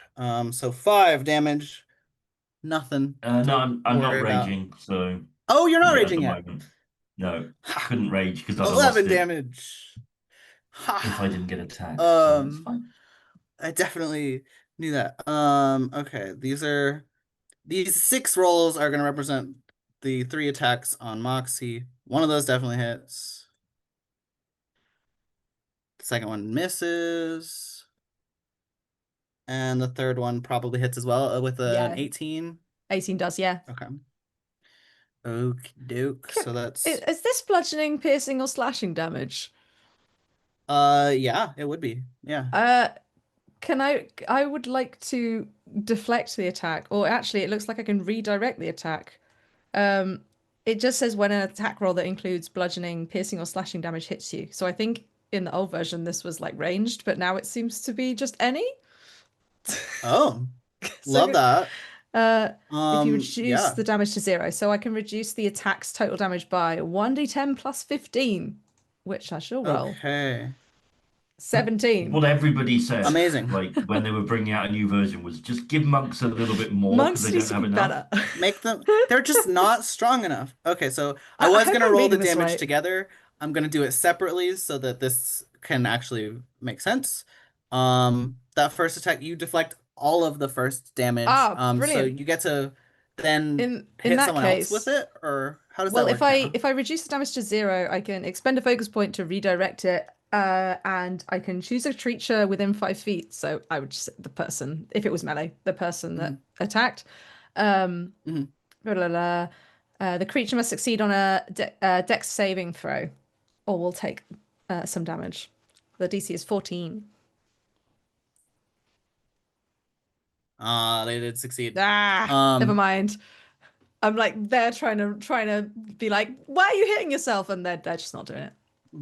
But you don't take damage from their attack. So I think what But I happens don't. is you they swoop in, you like grab the bat and just sort of like art like redirect them and like swing them around and like toss them, like try to toss them to the ground, and they're just able to like flap at the last second after the throw and like not get launched into the ground. I have a They new come back personal at you, goal, and stay it's up in hi your yeah. My new personal goal is hijack a bat. entirely possible. Love that for you. Um, Or get We a get the ride from sled. second, Ilrock. Get a ride from Ilrock. It's also a possibility. That's also possible. true. She can fly. It might come in handy. Um, Second attack does 9 damage. I don't believe you can. I think it's a No, reaction. it's a reaction, Okay, yeah. so would you take that 9 damage? Yes. Um, but that represents the end of these forces' turns. Back to the top of the round. Carlin, how's it going? Wonderful. Awesome. So Carlin is stood That's there, it. this I just wanted wall to of know. No, I'm just claiming. No, it's wall of flame behind him. So little beads of perspiration are kind of accumulating on his face. And he reaches into the pouch at the side of his hip and smears the ashes over his face and rages, instantly activating his 10-foot flame aura as well. Because why wouldn't you add more fire to fire? They do say that's true. how you fight it, so that's fine. Cool. How far away is Empress Fuckhead from me now? At this point, she's gone forward, but then the line has been pushed back. So I'd say like even further, like 90, 95 Okay. feet. Then we will just focus on this bat riding fuck that's coming in on me then. Well, Assuming I it's think still all the kind of bats within. and all of the bat riders take your aura fire damage, which is Wonderful. how much damage is that? Fire damage is, bear with me, scroll down to it. 4 fire damage. Yeah, any creature in Four the fire 10-foot damage. aura. Amazing. Also, I with your two attacks, I'm gonna say one of the bat and riders is already down. The other one is already injured. That was Cool. a lot of damage. Um, We'll take our first swing at them then, and of course we will attack recklessly. of course, that's how we do. Yeah, it's a good job we Yeah, did. that'll hit. That's a 23 Yeah. to hit, Okay. which is damage. 10 That's slashing another and bat. 12 fire damage, plus my rage damage of 3, I believe it is. Yeah, Yeah, we're down to three bat guys. Three Batmen. You've got wonderful. Adam West. You've got no, I'm just kidding. You've got another attack. Yeah, I'm trying to think what I can get to. I kind of don't have a bonus action, so I can't do that because I've used it. Is there anything that I can? I've got 40 feet of movement. Can I get close enough to any of the advancing line, or is it all too far away? Um, the advancing line is a bit far, but I mean, the ones attacking Moxie slash trying to get at Amira, the other three are still within your Yeah, range so for I'll sure. move back through the wall of fire then, um, assuming I may take some damage from doing so. I'm resistant, but I'm Definitely, not immune. definitely gonna be taking some damage from that. Yeah.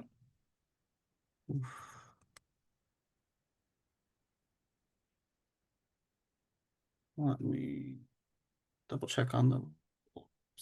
I'm just ruling this as literally the wall of fire spell. Um, so that's 5d8. Potent flame you've started here.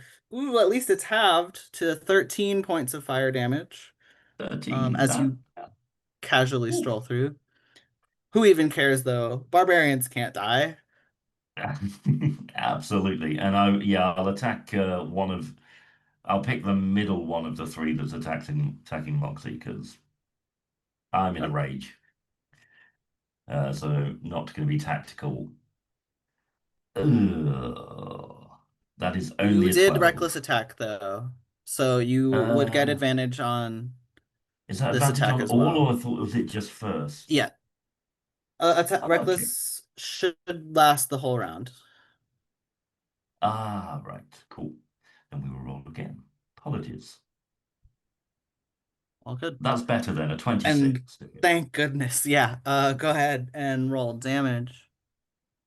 So Ooh. that's 14 Ooh. plus 3, 17 total damage, 6 of which is fire. Yeah. Well, 3 of I'm which sort is of fire, treating 3 them is as rage, sorry, but my rage damage is fire with the aura, I guess. And of course, I will have moved the aura with me, so Am I in your aura now? sorry. Take 4 fire damage. Ah. oh yeah, sorry, Moxie.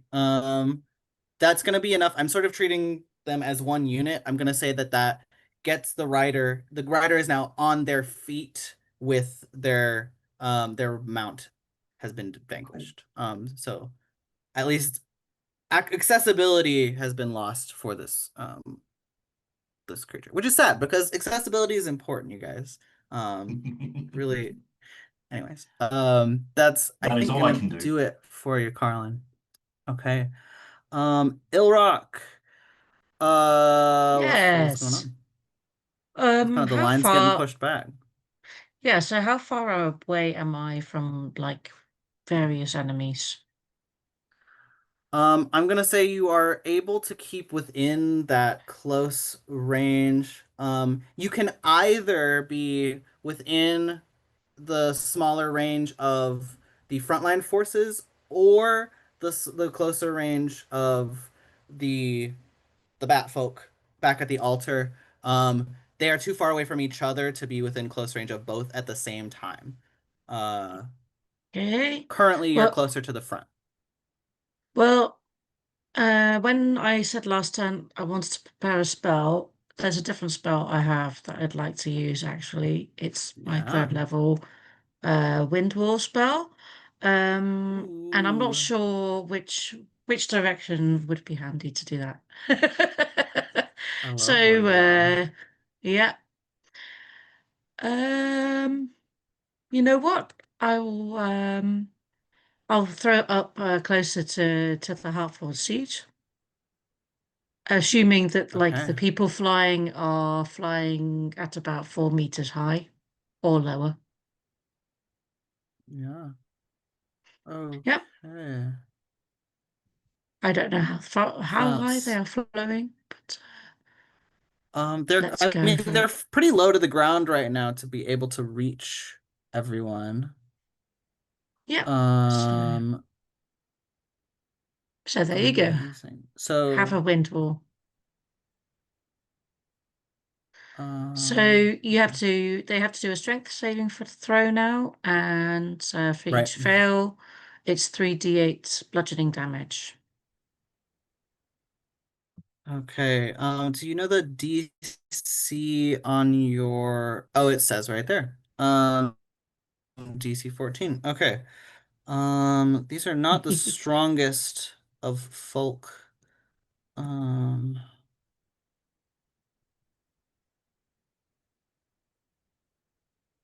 so that's a fail. That's a success.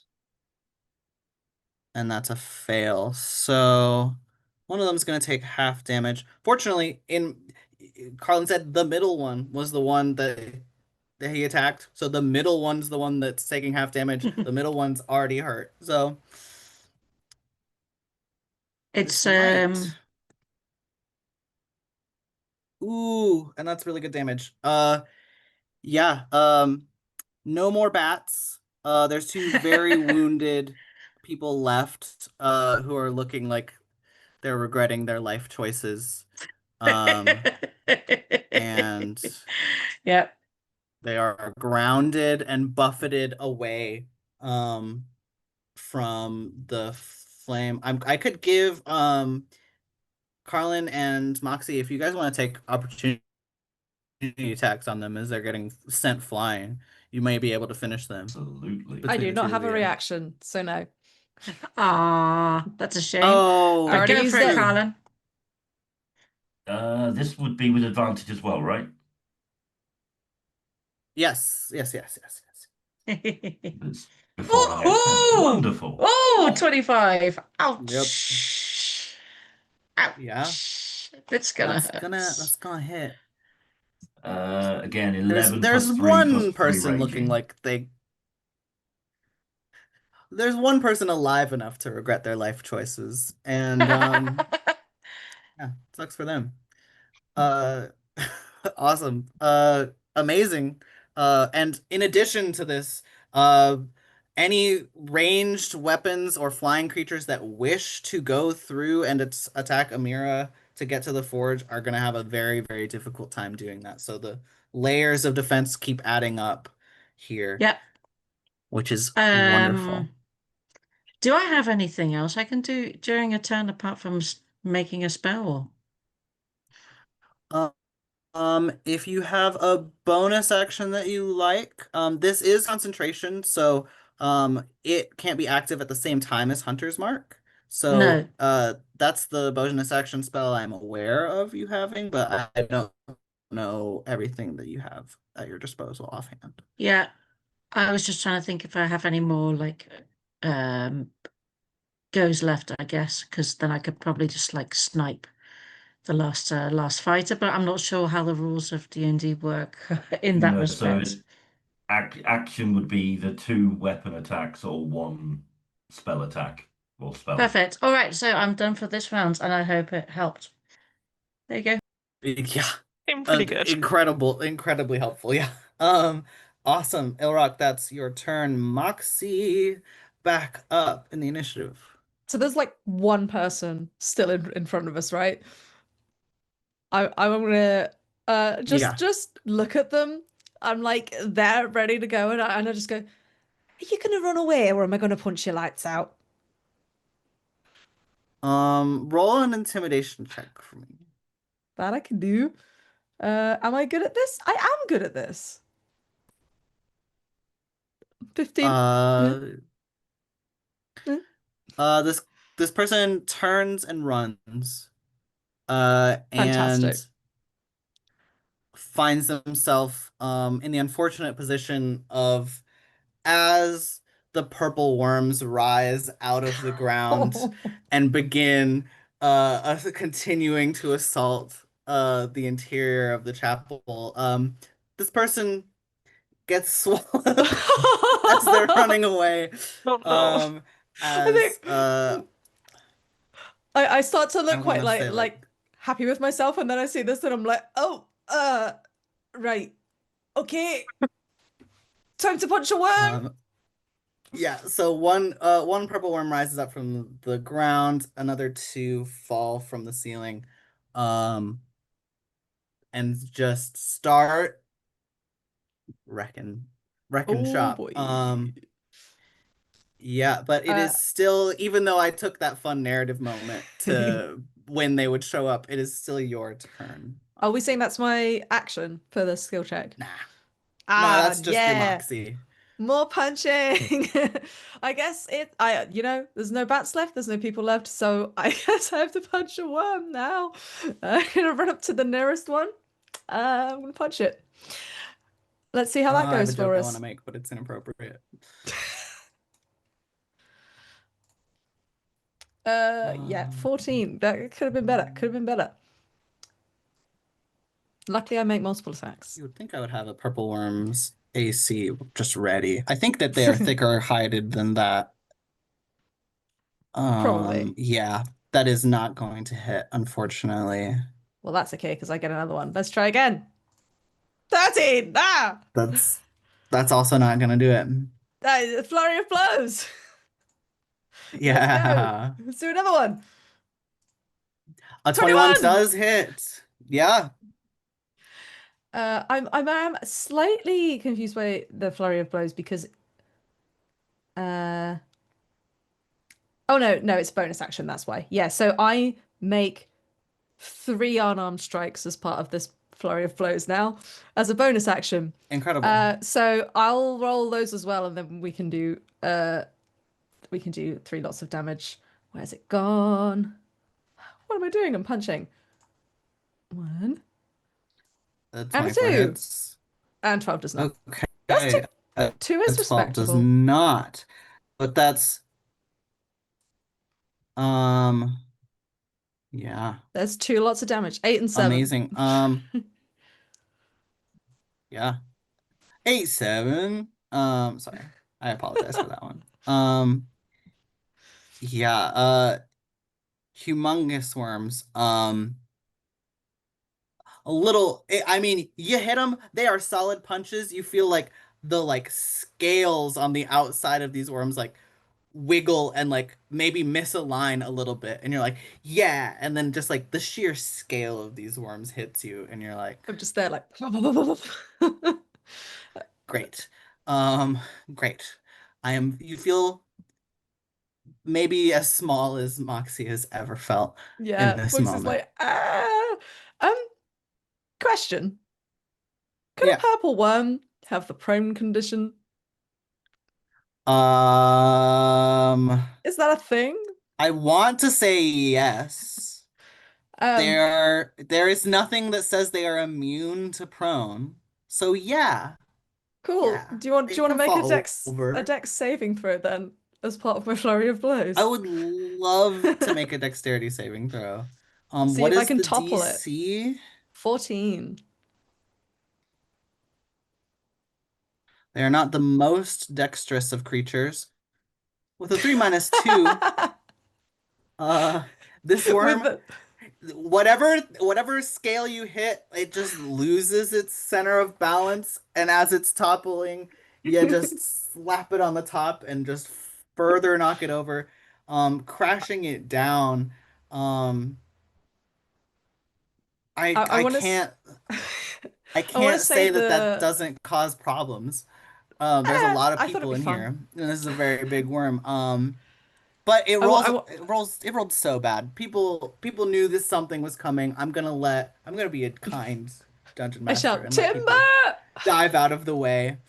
Um, I like to think that excellent. like as I'm punching it, like they're not really getting through. I like accidentally hit like a reflex point, like when when you do the hit your knee and your leg goes like that, so that it just kind of spasms onto the floor.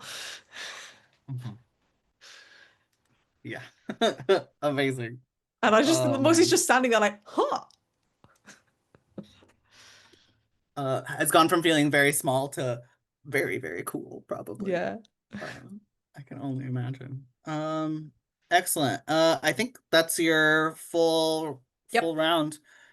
Um, Next up we have the Empress of the Drow, who is not exceptionally happy with Arthur. Um, I think she, I'm just gonna be real. I think, um, sorry, to answer your question, Leah, I'm including Jupiter in with the general forces of, um, the general defensive forces. Um, as much like she's definitely doing badass fighter shit, I just don't want to slow down the initiative with like a whole extra, like turn of a fighter. Like that could be a lot of rolls, and I'm trying to simplify. Um, yeah. Sorry. Where was I? Yes. I think the Empress is honestly looking at you, Arthur, see like kind of like taking in like how quickly you reacted to that, how strategic you are. Maybe even has a sense of your reputation from maybe she got reports from the earlier fight, but is regarding you as a threat not to be taken lightly whatsoever. And so she's gonna just like not mess around at all. You've got a finger of death coming towards you, You'll hate that my for me. guy. Let's be counterspelling that one, please. Yeah, she is gonna counterspell your counterspell. Sure, we love a stack. So, Okay, well, I'll roll my save, and then we'll see if you need to roll your yeah. save. Um, where are my saves? What's the DC? Is it Less more than than a 25? 25. No, Time for that's you to roll incredible. your save. Yeah. I mean, My it does DC have is 18. advantage, but it's a low modifier. Oh, it would help if I typed the slash. Um, Probably not That's gonna not do it. it. Let's do the second roll. Almost did 1d20 plus 20. That's definitely not the roll. Hey, And she fails yet again. not Just today. this crackling, like even before you are able to counterspell this energy rockets forward and like gets close. It's a potent spell. You're able to just like at the nick of time, like the necrotic energy races towards Arthur and just like fizzles out like right in front of his face and just like what? Like you're gonna try to finger of death me, Arthur? No, not allowed. Arthur like And pointedly she like is wipes his living. brow. hmm Um, I think that's really. I'm gonna make. I'm gonna make a check for her just to see if she can like keep her resolve here, or if she's going to start acting kind of irrationally. Um, Out of sheer rage at how annoying Arthur is. Amira could probably relate if she was facing the right way. yeah. I think she I think 16 is high enough. I think she's going to like begin like she takes a few steps forward as if she's going to just like ignore everything else in the room and just come at you. And at the last moment, like she pulls herself back. She doesn't charge through the front lines. She's not happy.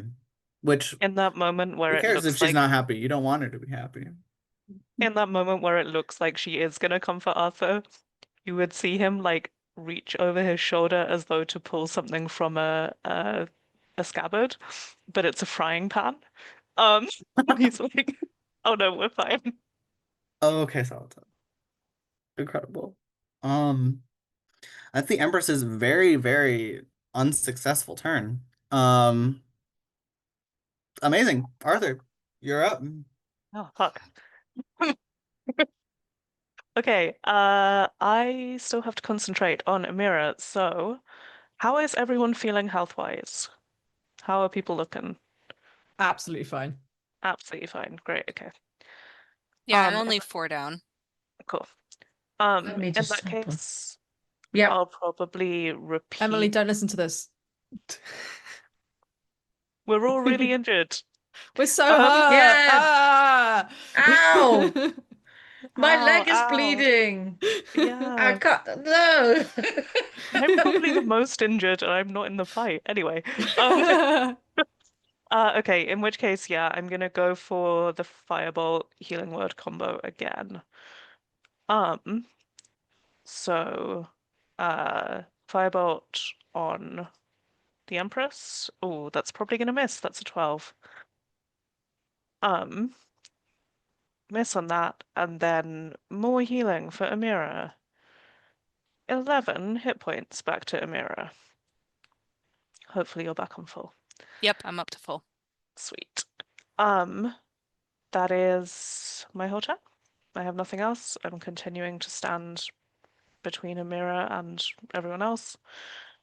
Yeah. Produces a cup of soup from Amazing. somewhere, like leaving. Amazing. It's just been brewing like right next to Arthur is like a pot with like a flame. Like no one's acknowledged it this whole time. Um Amazing. Amira, potentially our last turn of channeling should Yeah, all go right. yeah, I think that for my action, I'm gonna do that again. Okay. Beautiful.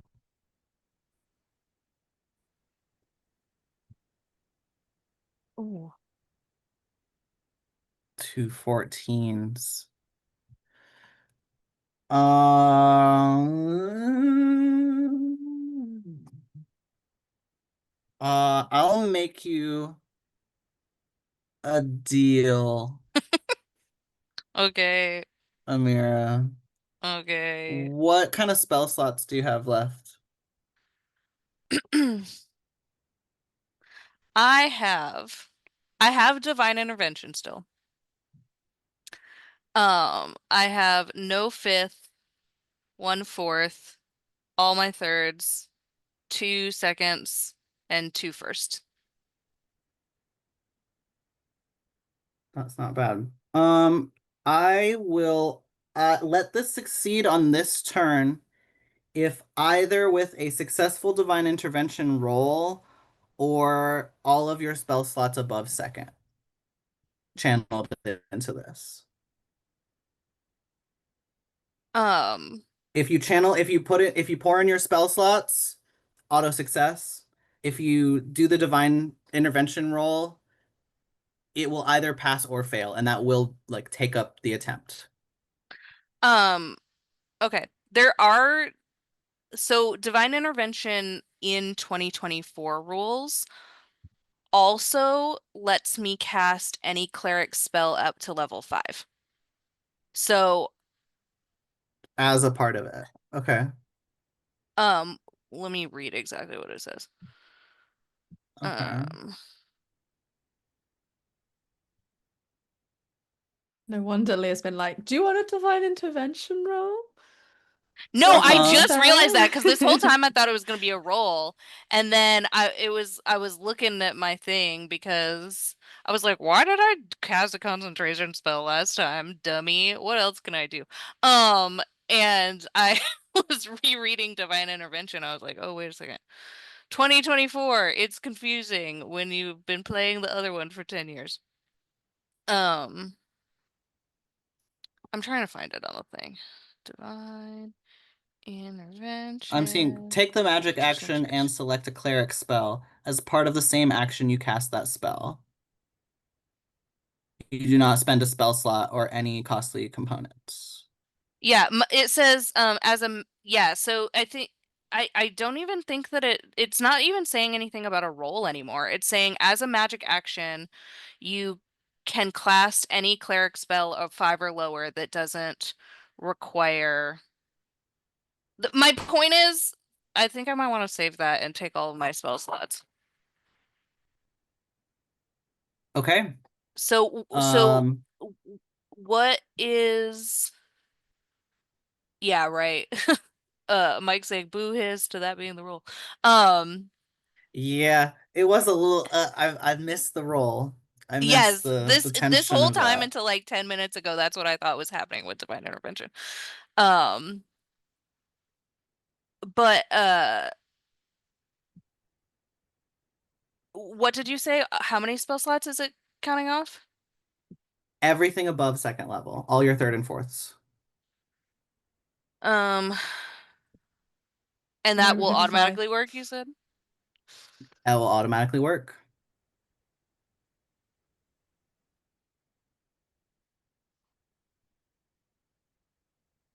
Um, Uh, okay. Brilliant. So with the pressure in this moment, as Amira feels I mean, three worms just hit the ground, you know? So it's either Uh, that or get rid of my divine intervention. Sorry. I'm like still yeah, it's one or the other.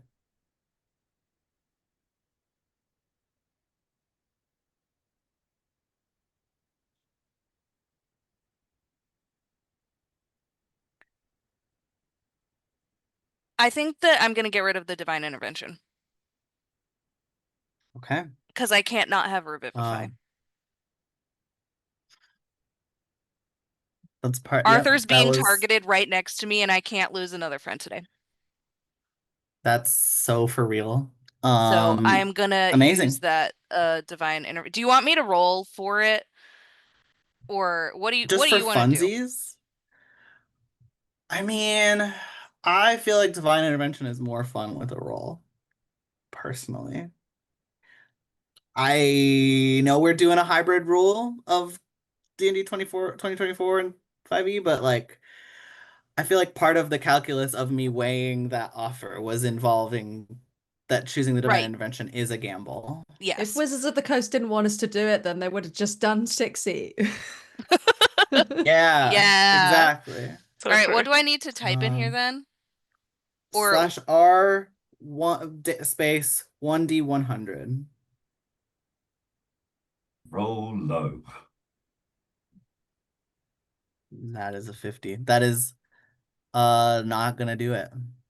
okay. You are channeling, you are pleading with Morden, please, I cannot waste more time on this. I need to be there to protect my friends, my allies, my people.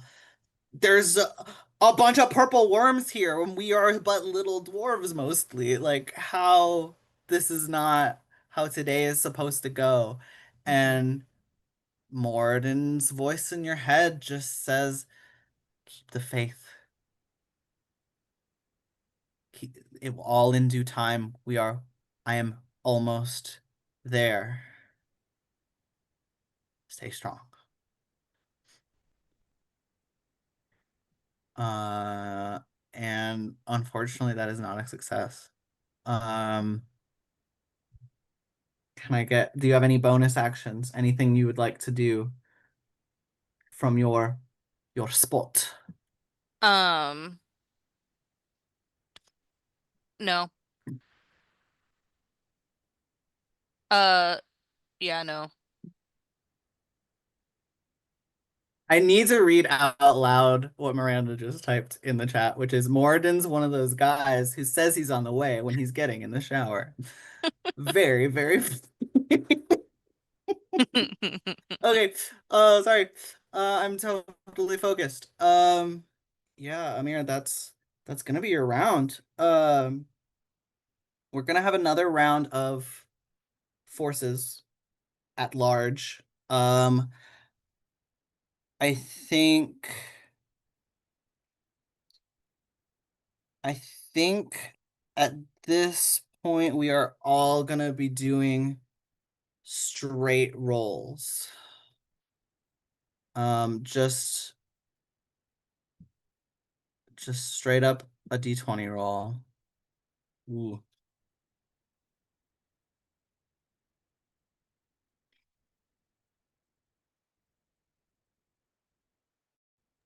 Sorry, I didn't mean to click it twice. 17, 15, 6, 15. Um, mostly pretty good. Mostly. Mostly pretty good. Um, and the enemy forces do pretty good as well. Um, let me actually just do the math here to see if this is which one got more. That's 30, 47.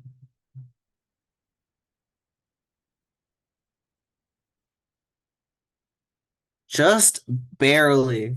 I think narratively the impact the thing that makes the most sense is that even being prepared for there to be something else coming, three purple worms is a lot. Um, I think a lot of people, um, a lot of people turn their attention, especially to this one purple worm has gotten knocked down by a small girl somehow. Let's capitalize on that opportunity. And I think a lot of people swarm to that worm and start hacking it. And like just due to sheer volume of attacks, sheer and like the number of people attacking it with the fact that they all have advantage while they're swarming it, I think that worm goes down pretty quickly actually. I think um so there is like position gained there. There's some fighting back against the other worms. Counter to this, the lines are advancing. I want to say the front line surges forward, and um, before um, we had a very clean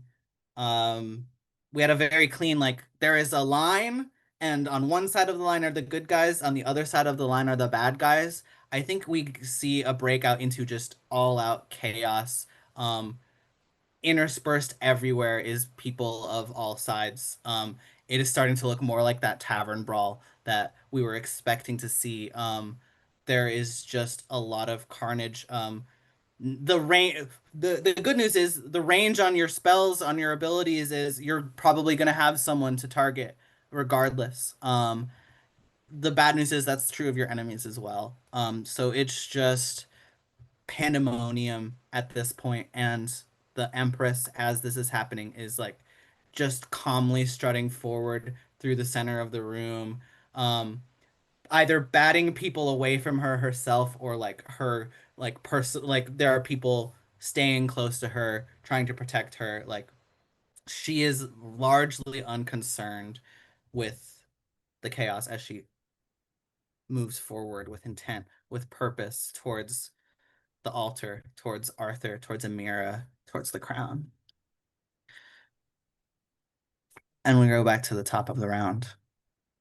Um, Again, big picture things. Want to try to. I know that this is a lot. I know that there's a lot going on. Big picture moves here. What's Carlin's focus here? What's Carlin's strategy, I guess, as things devolve to this point?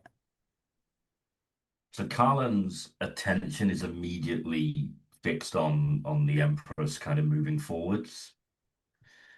And he moves as if to start running towards the Empress,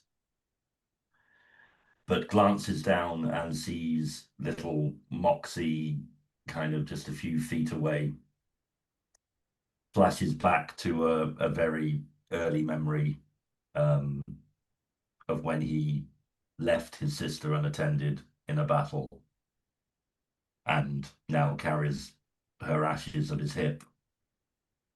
So instead, moves towards the nearest purple worm. Amazing. 1v1 this purple worm. Let's go. I'm gonna ask you to roll 1 round's worth of attacks. This We will may attack be recklessly. happening over longer than yeah. Go for it. First Oof. attack. A 26 does hit for sure.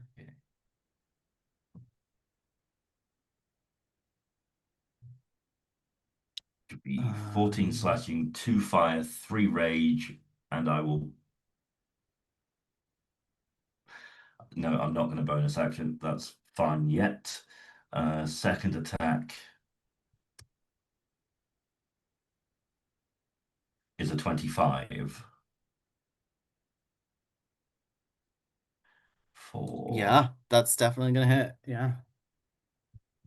12 slashing, 7 fire, and 3 rage, so 22 total there. Great chunks of damage here. I um rather than waiting for the initiative order of the purple worms, since I don't have actually have them in a specific place in the initiative order, I'm gonna handle this 1v1 now, and I'm gonna have the purple worm like it's you're doing a lot of damage to the purple worm.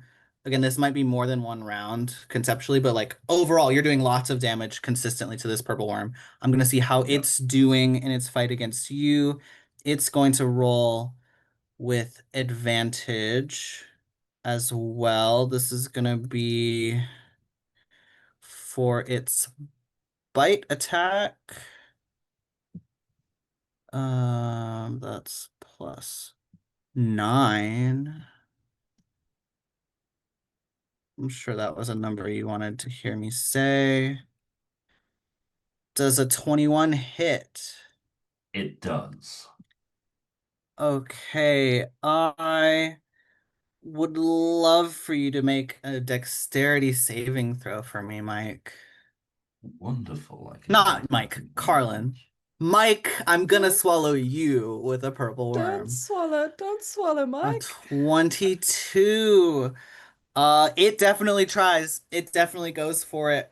You get bitten, you get hurt by its teeth, but you are able to keep its like teeth at bay. Not many people could hold the jaws of a purple worm open and fight it back and keep it from swallowing it while still managing to find moments to swipe your sword again and then re-find your grip and still like tete-a-tete with a purple worm. Carlin is doing it. You are He also does still like the going to rock single take eyebrow raise at the purple worm, just for why not? incredible. Um, you are still gonna take damage. That's 19 halved, so 9 points of piercing damage. You're getting hit with the stinger as well. Okay, okay, we can do this. Um, the 24, I'm assuming hits. Yes, the 19 Um, would have as well, to be fair. So yeah. that's Could I 14. get? Yeah, that's actually what I was supposed to roll on the bite too. I mistook the damage modifier for the attack modifier. Could you roll me a Constitution saving throw as well?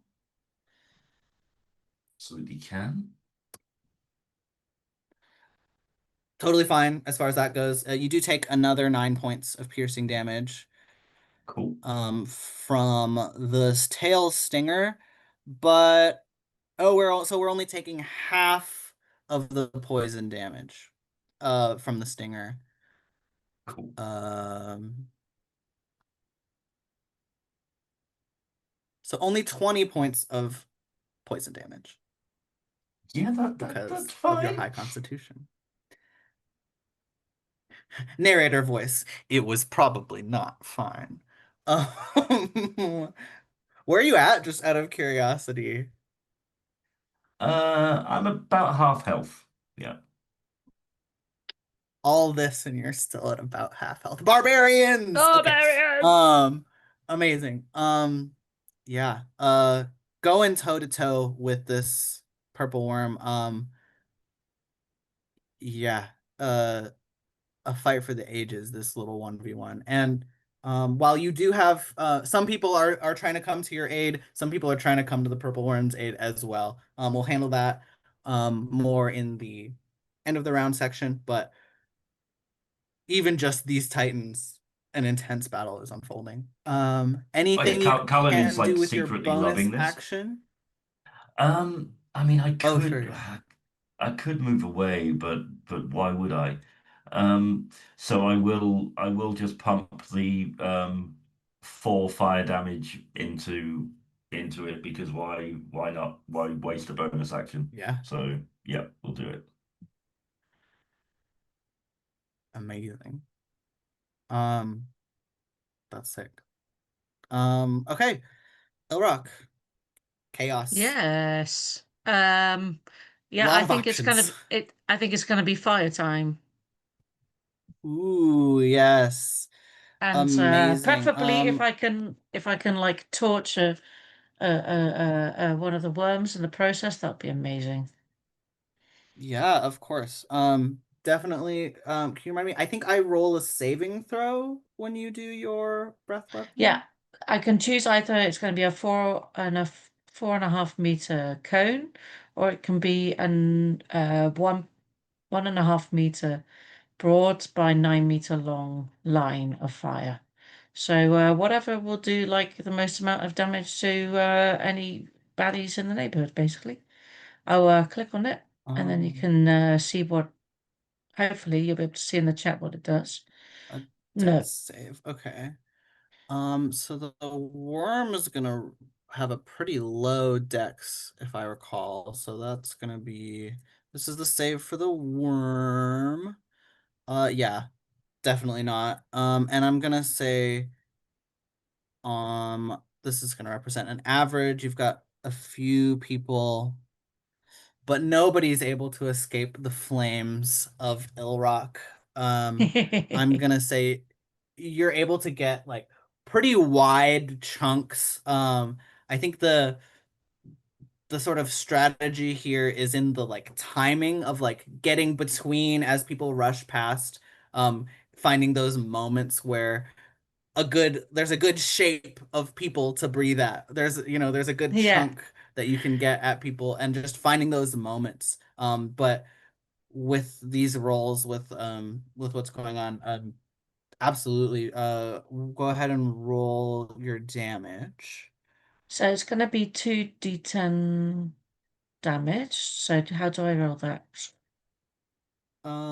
You can do /R 2d10. I can roll Oh it if yeah. you prefer, but I think you can. Okay, There you go. beautiful. That's a good. That's pretty good. That's a good amount. Yeah. People are falling. People are. Ear is good.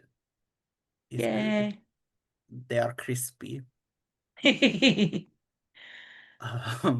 Amazing. Uh, Rad. Moxie, it is back to you. It's Um, crispy meatball. It's a crispy meatball. This is true. Uh, I'm gonna run up to the purple worm that tried to swallow Carlin.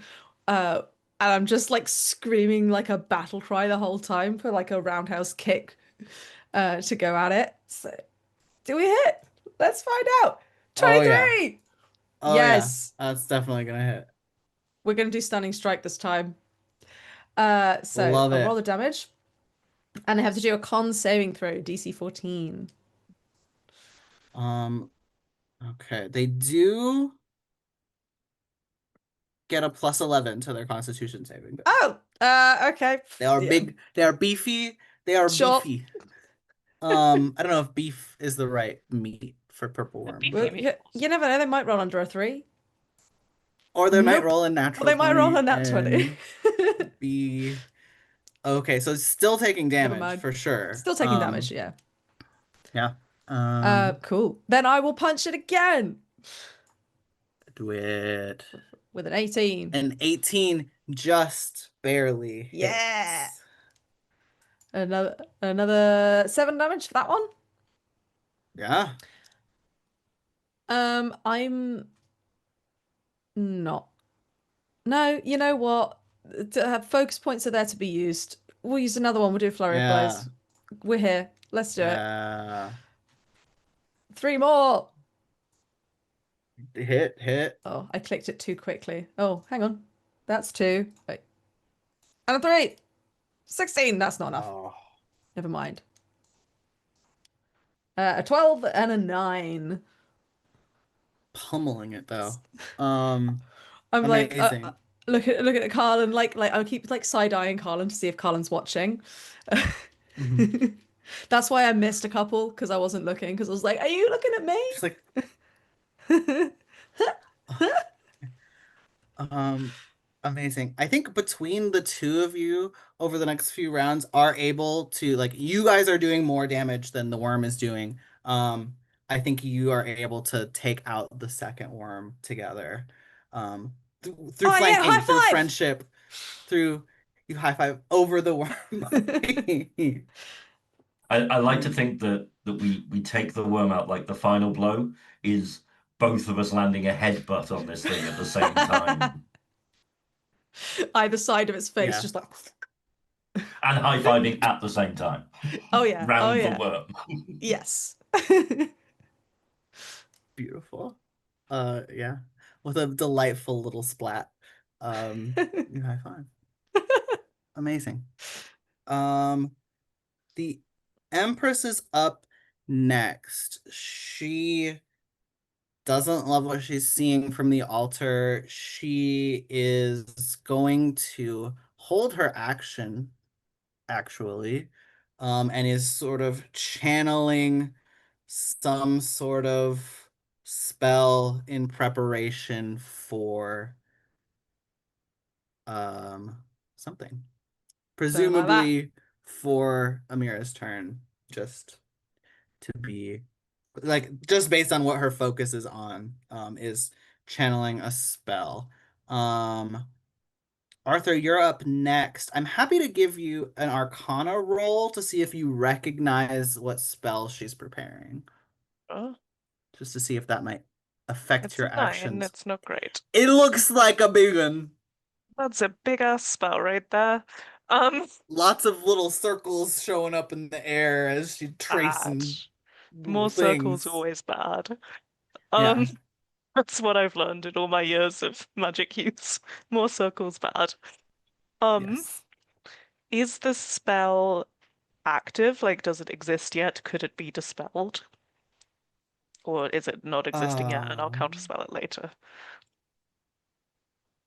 that's a Or good both. question. I think I don't But the know like wording is what the an official ongoing ruling on spell. this. Um, I'm gonna give you the chance to dispel it. Okay. Because and I shouldn't, because I want this to succeed, but I like the idea of like it is beginning to manifest and she's just holding off on the like trigger of it. So like the magic is there because Cool. like mechanically she's concentrating on this, like if she lost concentration she wouldn't be able to cast the spell. So hmm I think it makes sense. Yeah. So the way Dispel Damn, works Mike, is you that saw the through my plan. Human's tiny heart. Um, she wants a nap. Um, the way Dispel works is that the DC is 10 plus the spell's level. So you will know what that is. I do not know what that is. Hmm. Um, let me. Sounds pretty high. That was pretty high. Um, let me roll. Uh, Yep. I got a 22. Definitely can't be a, The a Yeah. 12 level Technically spell. No, can't this be is a higher than 13th 9. level spell. Fuck. No, amazing. With the 6th level spell Disintegrate Ooh. being ready to be cast Ooh. perhaps at a successfully recharged crown, should things have gone well. Um, that's not gonna happen anymore, and my cool big ace in the hole move is now gone. Amazing, beautiful, That's- brilliant. Arthur's just Now single-handedly disintegrate. thwarting this entire fight. Yeah, Arthur Arthur's is just like looking at this empress like, no, no, don't even think about Um, it.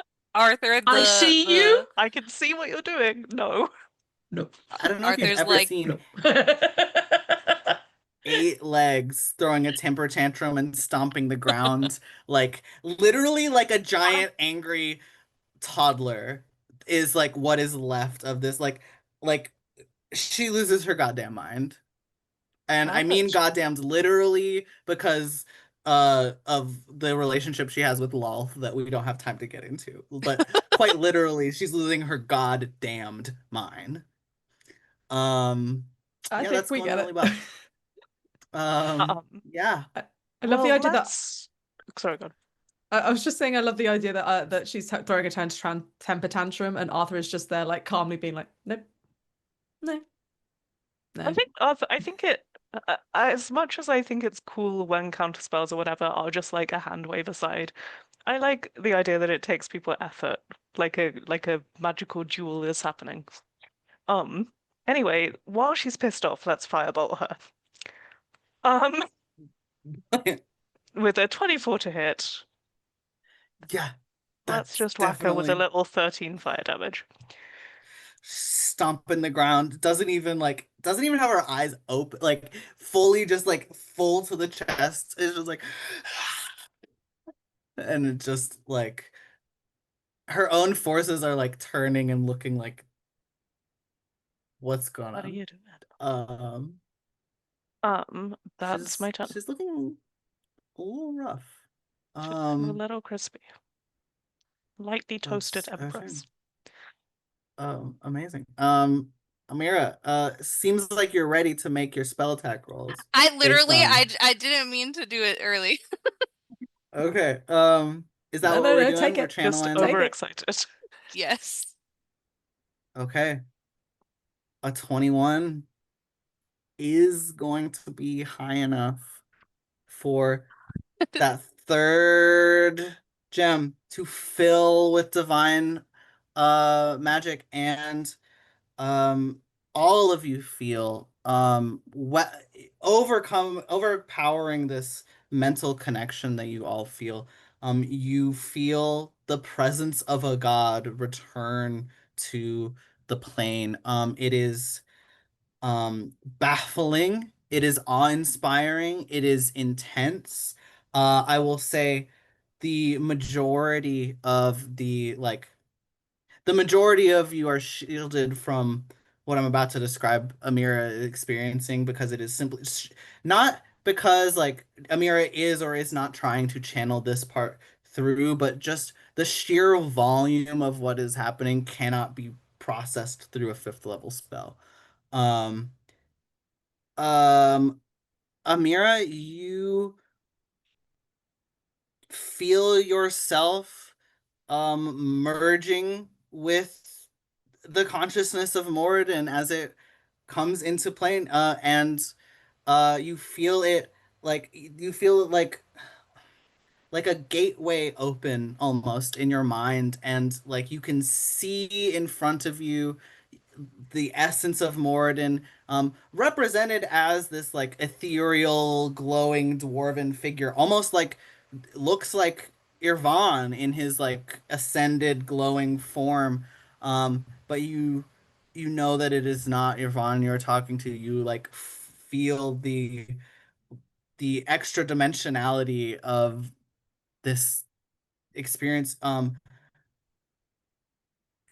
Just the sheer amount of historical information that I will talk to you later off stream about, the sheer volume of things that you learn as like in explicit detail the entire history of the dwarven people, the entire history of the world of Trell, everything that has happened since Moradin became here. Like you are aware of that. And yet that is happening, and like still in an almost disassociative way. Like the part of you that is disassociating from that is the entirety of Amira. Like it feels like that level of like you are that, you are you, you are there in front of Moradin.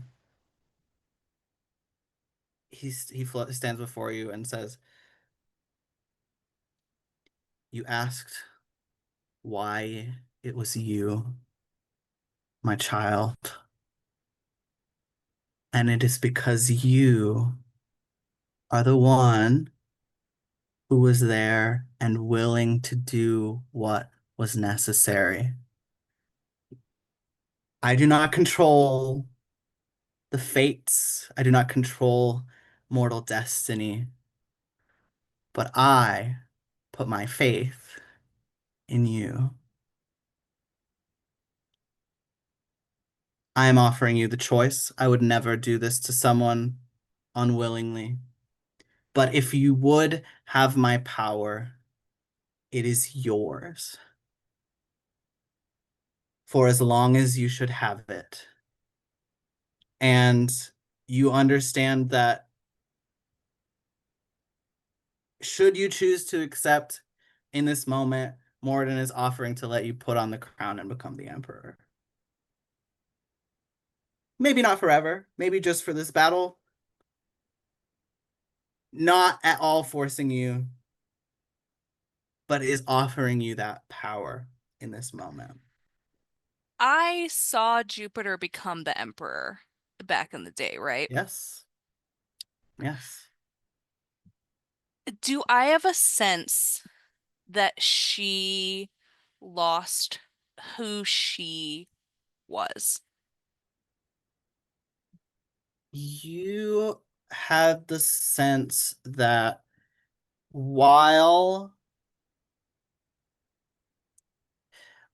that's always been like sort of a subject of theological debate, um, of how much the emperor becomes the like stops being themselves and ceases to be the emperor. Like most people just go by the emperor. Like Emperor Jupiter going by Emperor Jupiter and keeping her name is a rarity. And I feel like that would lend you to believe that there is, to some extent, you're not sure what that extent might be, a sense of agency that remains, a sense of being that remains. And even historically, while all these emperors have been, they're imbued with the essence of Moradin and are shared in his will, they rule very differently from one another, sometimes very differently from one another. Um, and that's giving you the sense that you would not be lost by any means. Um, I think even still knowing that, Moradin's giving her the choice. So she's gonna ask. Um, I'm here and I'm willing to do what's necessary, but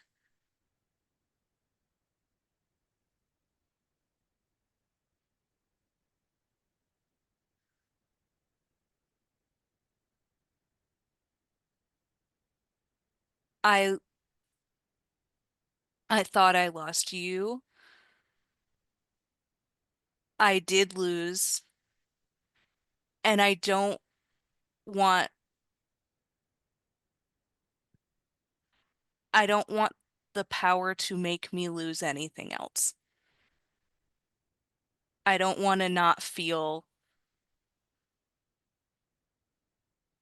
what was lost by gaining something. Will I still be me? And will I still be able to go back if I need? The choice is always yours. You can remove the crown at any time. I will never be offended. I will not be hurt. It is a gift, and gifts are not expected to need to be received. You will stay yourself. I would never dim the light of my creation by wiping it out with my own self. Well, then maybe in this moment we can give a gift to each other. And she will take his gift and put on the crown. Amazing. So, um, a few things happen. Um, we a wave of divine energy radiates throughout the city as Moradin's presence is felt here again on this plane, literally. And the Heartforge itself, it is emboldened by the renewed presence of the crown just as much as the crown is being reinforced in this moment. And just that divine fire light washes over the space. Um, Everyone, including the Allied forces, but all of you, in effect, get the effects of a long rest.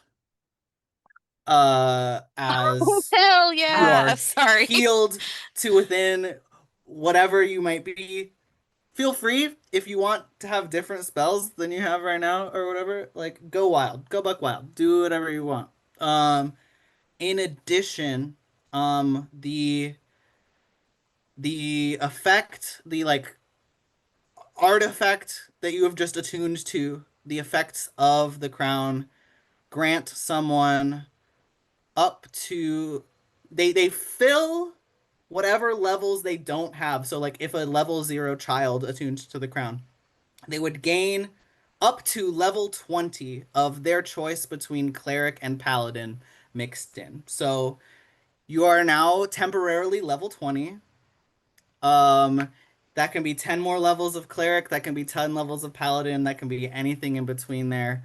Um, I know you don't really have time to make that decision in an informed way, so I'm here to remember how those rules work and enable you to do whatever, but you also have a long rest, so you are uh Earlier, you're a god on this earth at the moment. Leah put in our chat earlier. Oh, by the way, at level 20, there's greater divine intervention where I can just cast wish. Also, at Yep, level sure 10, did. at level 10, you have a plus 16 to religion. What is it at level 20? I don't know. Let's level it up in D&D and Beyond and see. Oh, nice. Ah, Dang. Do we want holy crap. to take like a 5 minute like little break to like evaluate our long rest and figure this out just and come right back? Is that Probably, okay? I probably know we're makes sense for running Leah to be able very to late level already. up. But okay. Yeah. Awesome. Audience, you probably won't see any of this, so see you right now. Um, and we're back immediately. Amazing. I definitely remember who was up in the initiative order. Oh, right, Amira. You just went, I feel like that's your turn. Yeah. I feel like that's fair. Yeah. Um, a lot of cosmic power just upended the battlefield a little bit. To the point where when we next roll for forces, I would like all of you guys to roll with advantage, and I would like Ooh. all of me to roll with disadvantage, because Mm, that's gotta affect your mental a little bit if you see the enemy forces get buffed up quite that strongly. Um the drama of being a god. Immediately. That's awesome.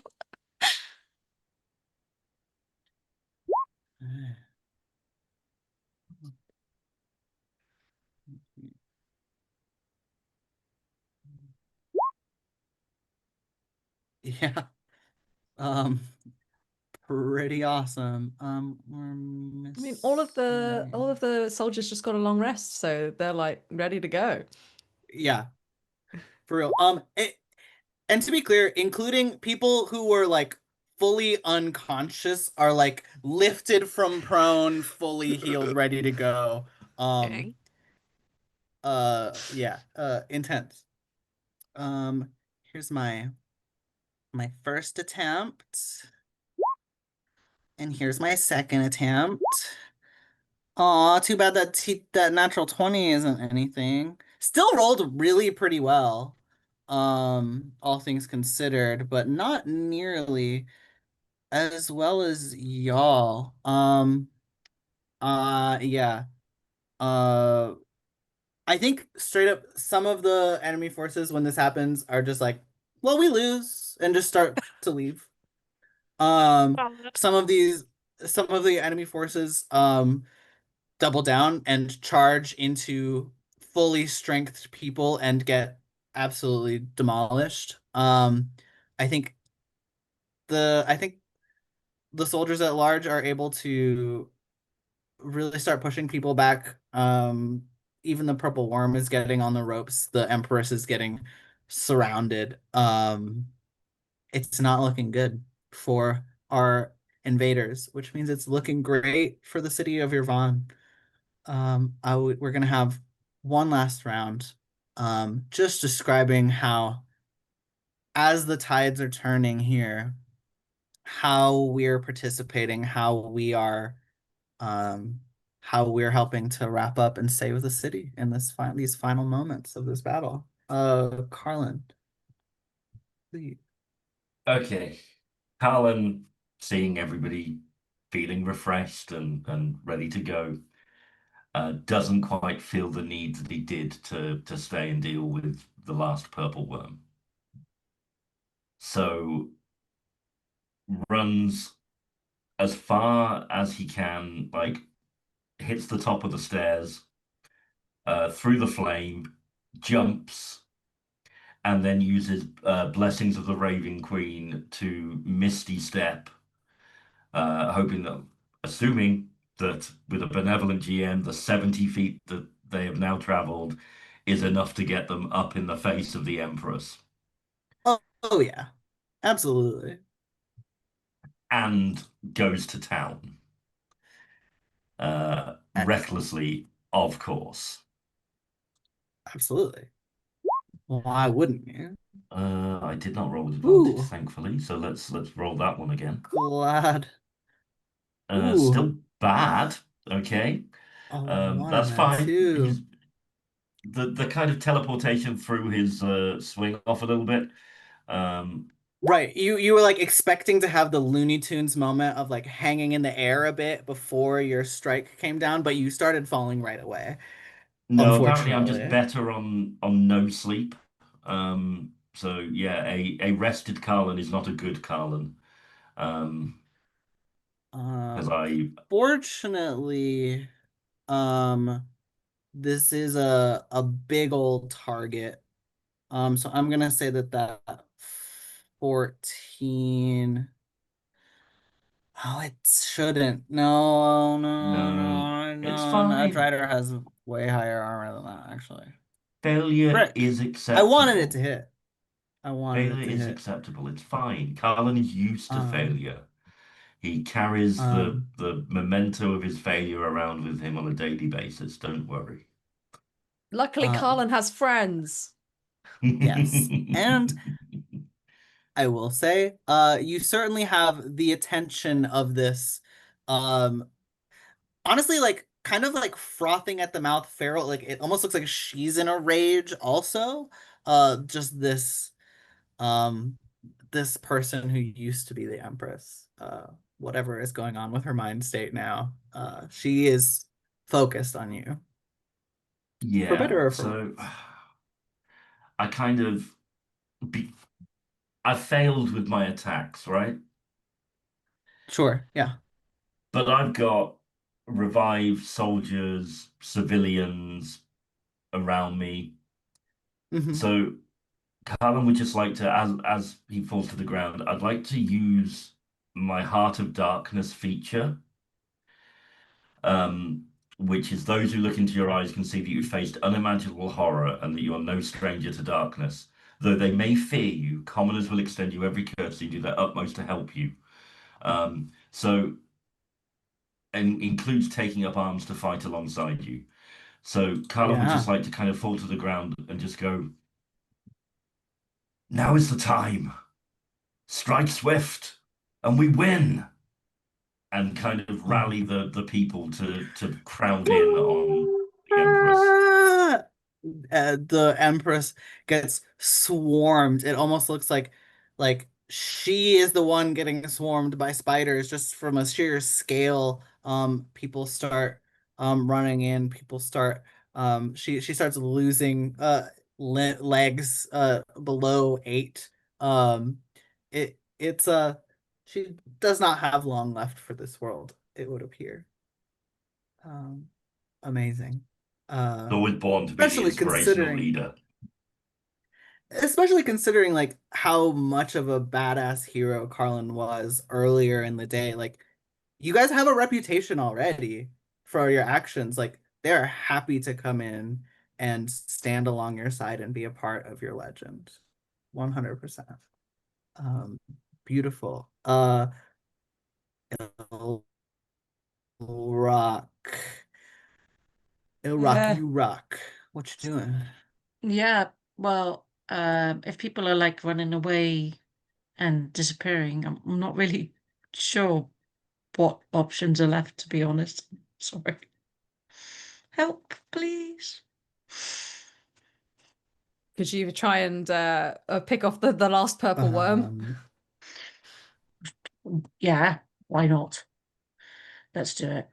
Fuck it. I think I will use... No, I can't use Heartbreaker for that one. Oh, let's just go for Breath Weapon. Why the heck not? Yep. Amazing. Okay. That's that's. I was about to say it was a spicy meatball. I'm so sorry. Everyone gets a little That's bit a red hot spicy. chili pepper. I don't know.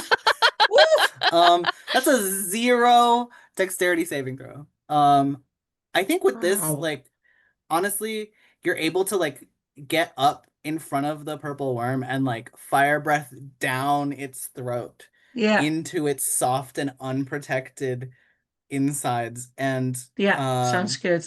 I think with that, a lot of people are going to feast very well tonight. Yeah, flambe. Sounds good. Amazing. Yeah, I mean, you gotta celebrate a victory, right? Somehow, yeah. right? I bet purple worm is not gross tasting at all. I bet it's Some great. people might consider it a delicacy, maybe. Tastes like chicken. Yeah, why Does If not? seem anyone delicious can in eat it dungeon. safely, it's dwarves with their constitution. Um, awesome. Uh, roasted, roasted purple worm created. Moxie, how we doing? How we I wrapping things think up? Moxie sees what's going on with the Empress. They see the crown, and they remember what they're really good at. I'm once again gonna cast jump. I'm gonna jump. Yeah. I'm gonna land on the Empress's shoulders, and I'm gonna yank that crown off her head. Yes.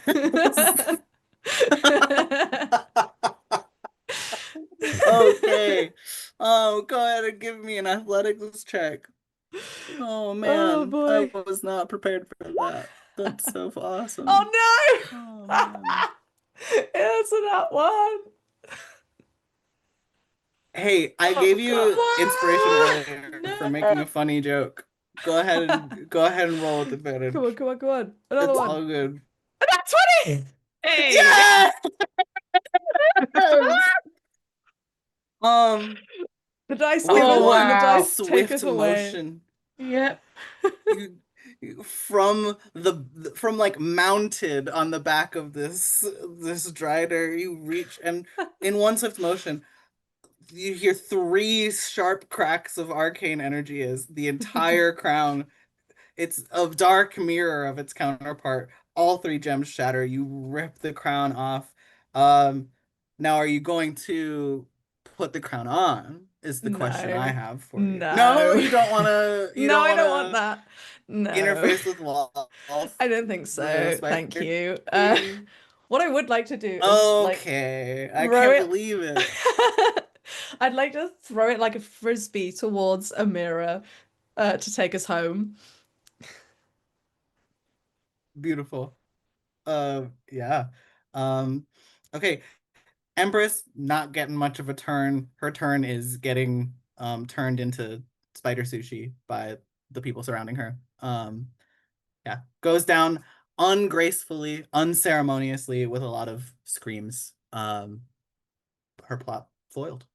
Arthur, take us home.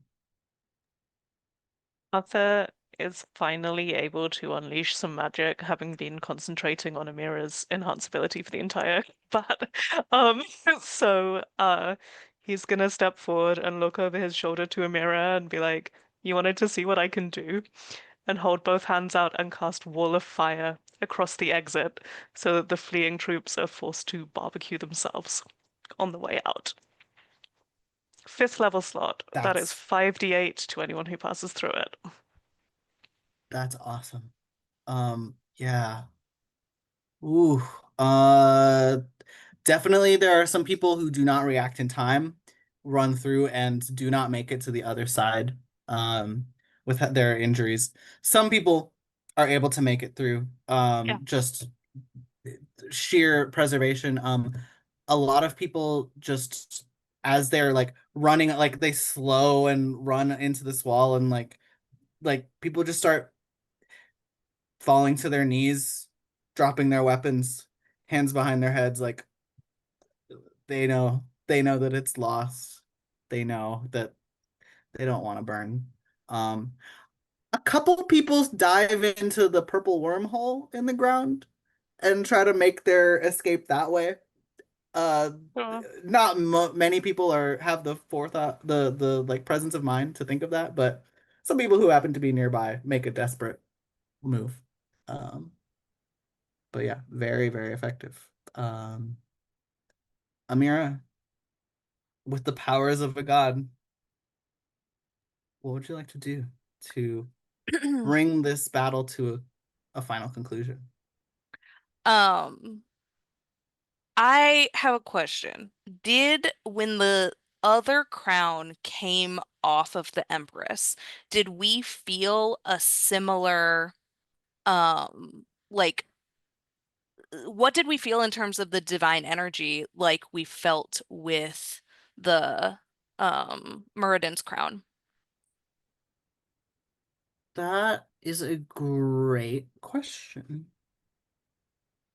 Um, I definitely feel like you would have felt something. It's less potent than the Moradin's, like with the crown, Moradin's crown, like it's so enhanced by the space itself, and like understandably so, like this is like Moradin's birthplace, so it like resonates with like the DNA of him almost in the walls. Hmm. So it's almost like you hear, like you feel that blast without the ripple and echo. You feel that, like, just like that, it almost like fizzles out. This like it almost feels like just a fizzling letting go of like a darkness you didn't know was in the room.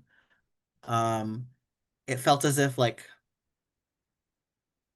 almost like you didn't realize there was someone right behind your shoulder watching you, or like that sense of like a creepy dark secret in the shadows that like permeated the intent. Like there's a lot of emotion in the room, most of which is focused on battle, and it's that like subtle, sinister, looming, lurking feeling that thrives on you not noticing it, but you notice its absence now. Then and I don't so you said earlier that there's a lot of things that Amira understands now, having put on the crown, that we haven't Yes. discussed yet. Does Yes. Amira think that the other crown has a similar purpose and need to be on this plane that Muradin's crown does?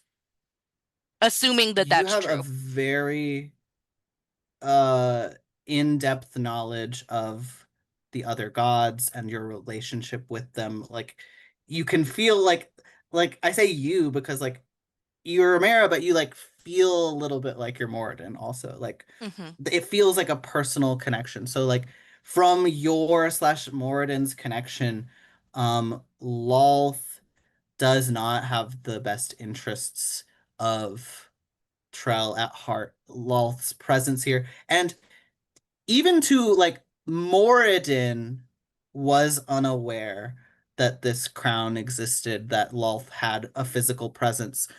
Lolth, way, way back long ago, on this planet, on this plane, in this timeline, um, was did her dark and dirty thing, and when when the gods came together to overcome this big calamitous eldritch threat that um Trell faced long, long ago. Lolth just kind of tried to use the opportunity to sow chaos and gain strength and sort of like do what she always does. And any sort of relationship that Moradin and Lolth like you do kind of sense there was like a bit of a like past there, like a bit of a history, like maybe even romantically, weirdly enough. Hmm. Although you're getting a sense godly romance is like it's like a separate thing. Like, it's not the same thing. But there's Yeah, like she's like, Ascended Cities can have a girlfriend? Anyway. yeah. Yeah, and which is just like wild to process because like you're getting a sense Lolth's background is like not that and a lot of history here that but the sense that you get is like this does it not to answer your question like this not only does this not need to be here but it's probably a bad idea for it to continue to exist. Probably not good. The fact that Lolth evidently has been hiding in the shadows and manipulating the line of Drow Empresses for years to slowly accumulate power and gain this chance at revenge. Not good.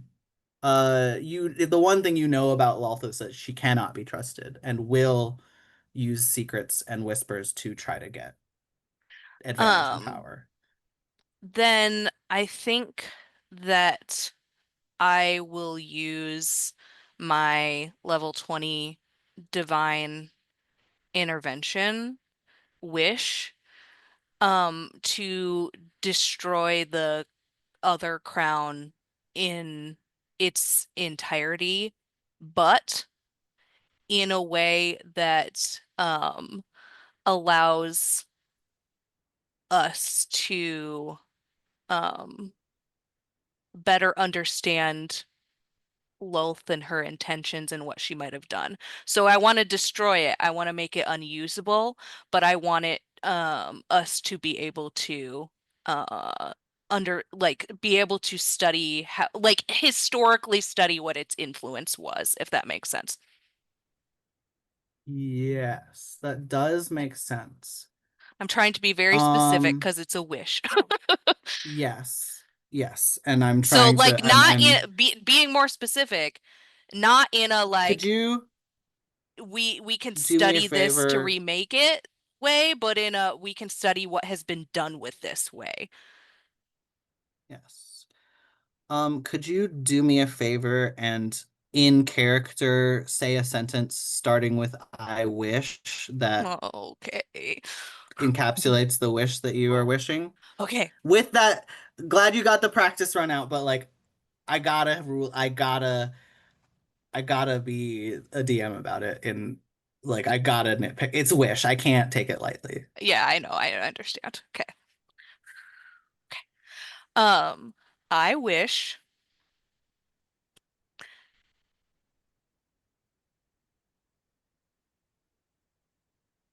to destroy all powers of this dark crown, but to keep enact the memories of its consequences so that we may not repeat them.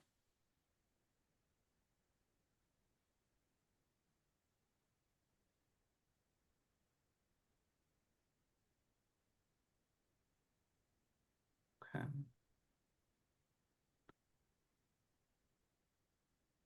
Okay. I'm gonna give it to you. I don't I'm not immediately finding there's no scheming that's immediately popping to mind of like good ways to make that to twist that. Like I feel like you covered your bases pretty well. What I'm gonna say is you cast this wish. You and Moradin together. It's almost like your voices overlap as you say this wish. And even before you're done speaking,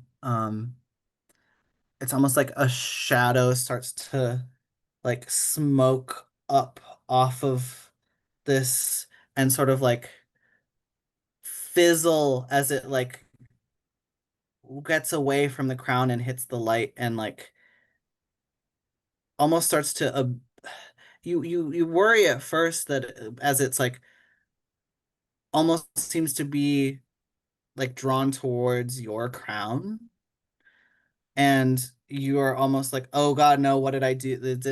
What, like thinking about how you phrase it, thinking about, and it doesn't quite meet the crown itself.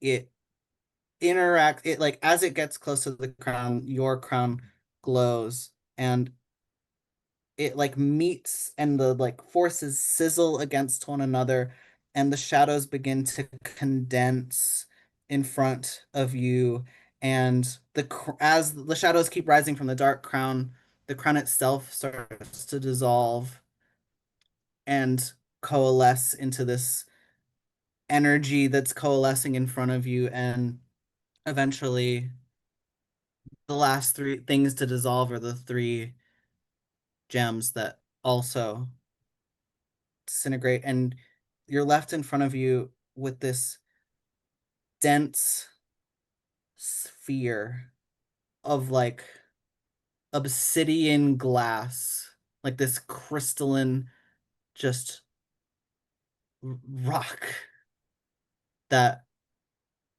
falls to the ground with a thud. Like that thing fell as if it weighs 20 tons with the sound that it makes as it impacts the ground, but does not damage the floor at all.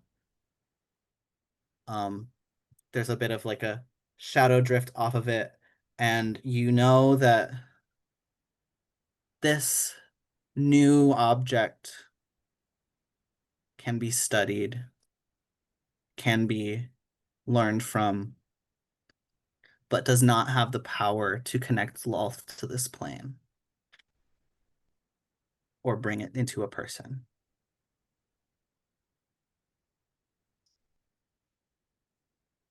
With that, the Heartforge Siege, the event, not the show quite yet, is over. Cheers, screaming, celebration. Um, some some logistical minded people are, you know, like putting in chains or leading away those that are survived and surrendered. But the vast majority of the energy here is in sheer relief. And over the next few hours, days, weeks, things clean and return to normal, and things start to become normal as people take in and celebrate. And oh boy, does the celebration last for ages. What was saved here, what could have been lost here. Um, I want to check in with each of you as to what are what our characters would want to do immediately in the aftermath and where they would want to go. Um, I think I think I'd like to go in the initiative order we were just in because partially just because I think finding out what Amira does with the crown and what she decides, I want to wait to see what happens with that. Um, Good, so I'll let's think about just it while everyone's stay going. in initiative order, um, and find out what Carlin does in the aftermath of the siege. What's next for him? Carlin would have stuck around for probably no more than a couple of days. Um, would have found time to talk to everybody individually, to Ilrock, probably to Ilrock's confusion. Carlin's only words to them would have been that they have more than repaid their debt and can be on their way. To Arthur, they probably would have said they hadn't really interacted, but Carlin saw quite clearly how Arthur's intent was to protect Amira. Um, and will have just had a simple message about staying true to that, staying close at hand, and possibly teaching the people of this city about the wider ways of the world would be a good thing. Amira, just a simple message of rule wisely, and compassionately, and you cannot go wrong. Moxie would have got a big pat on the back, um, a message to tell their siblings that if they don't think you're good enough, they can come and see me for a personal reference if they can find me. And then he would have spent some time alone in whatever gardens he could find outside the palace. Um, would have driven his great sword as deep into the ground as he could, hung his cloak of protection off it, buried the ashes of his sister Kayla,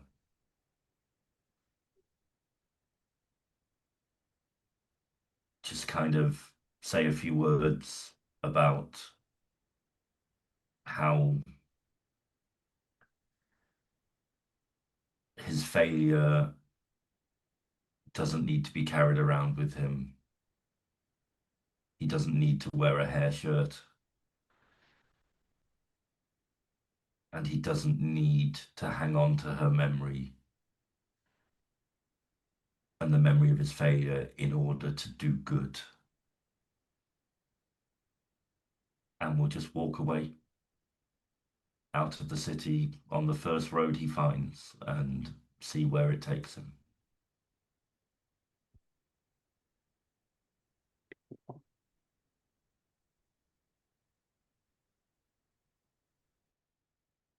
What's next for Ilrock after the siege is over? Hmm. Uh, Slightly similar vein. Uh, um, well, if Garland comes to her, she'll offer him like lessons in how to actually properly negotiate a contract, and that would probably be equally as confusing as his message about about their debt being settled. But she'll still do it anyway. Um, I feel like her tie with Arthur and Amir is probably not quite as strong and not quite as intense. Um, so I'm not sure what she would do to them, but she might hang around and like offer to help people like rebuild for a bit, and she'll probably also make an offer to Moxie to go off and travel together for a bit. Do you want to see where I was hatched? Oh, I would love to. Or maybe you could come and meet my siblings as well. They'd be well impressed. Sounds like a trip.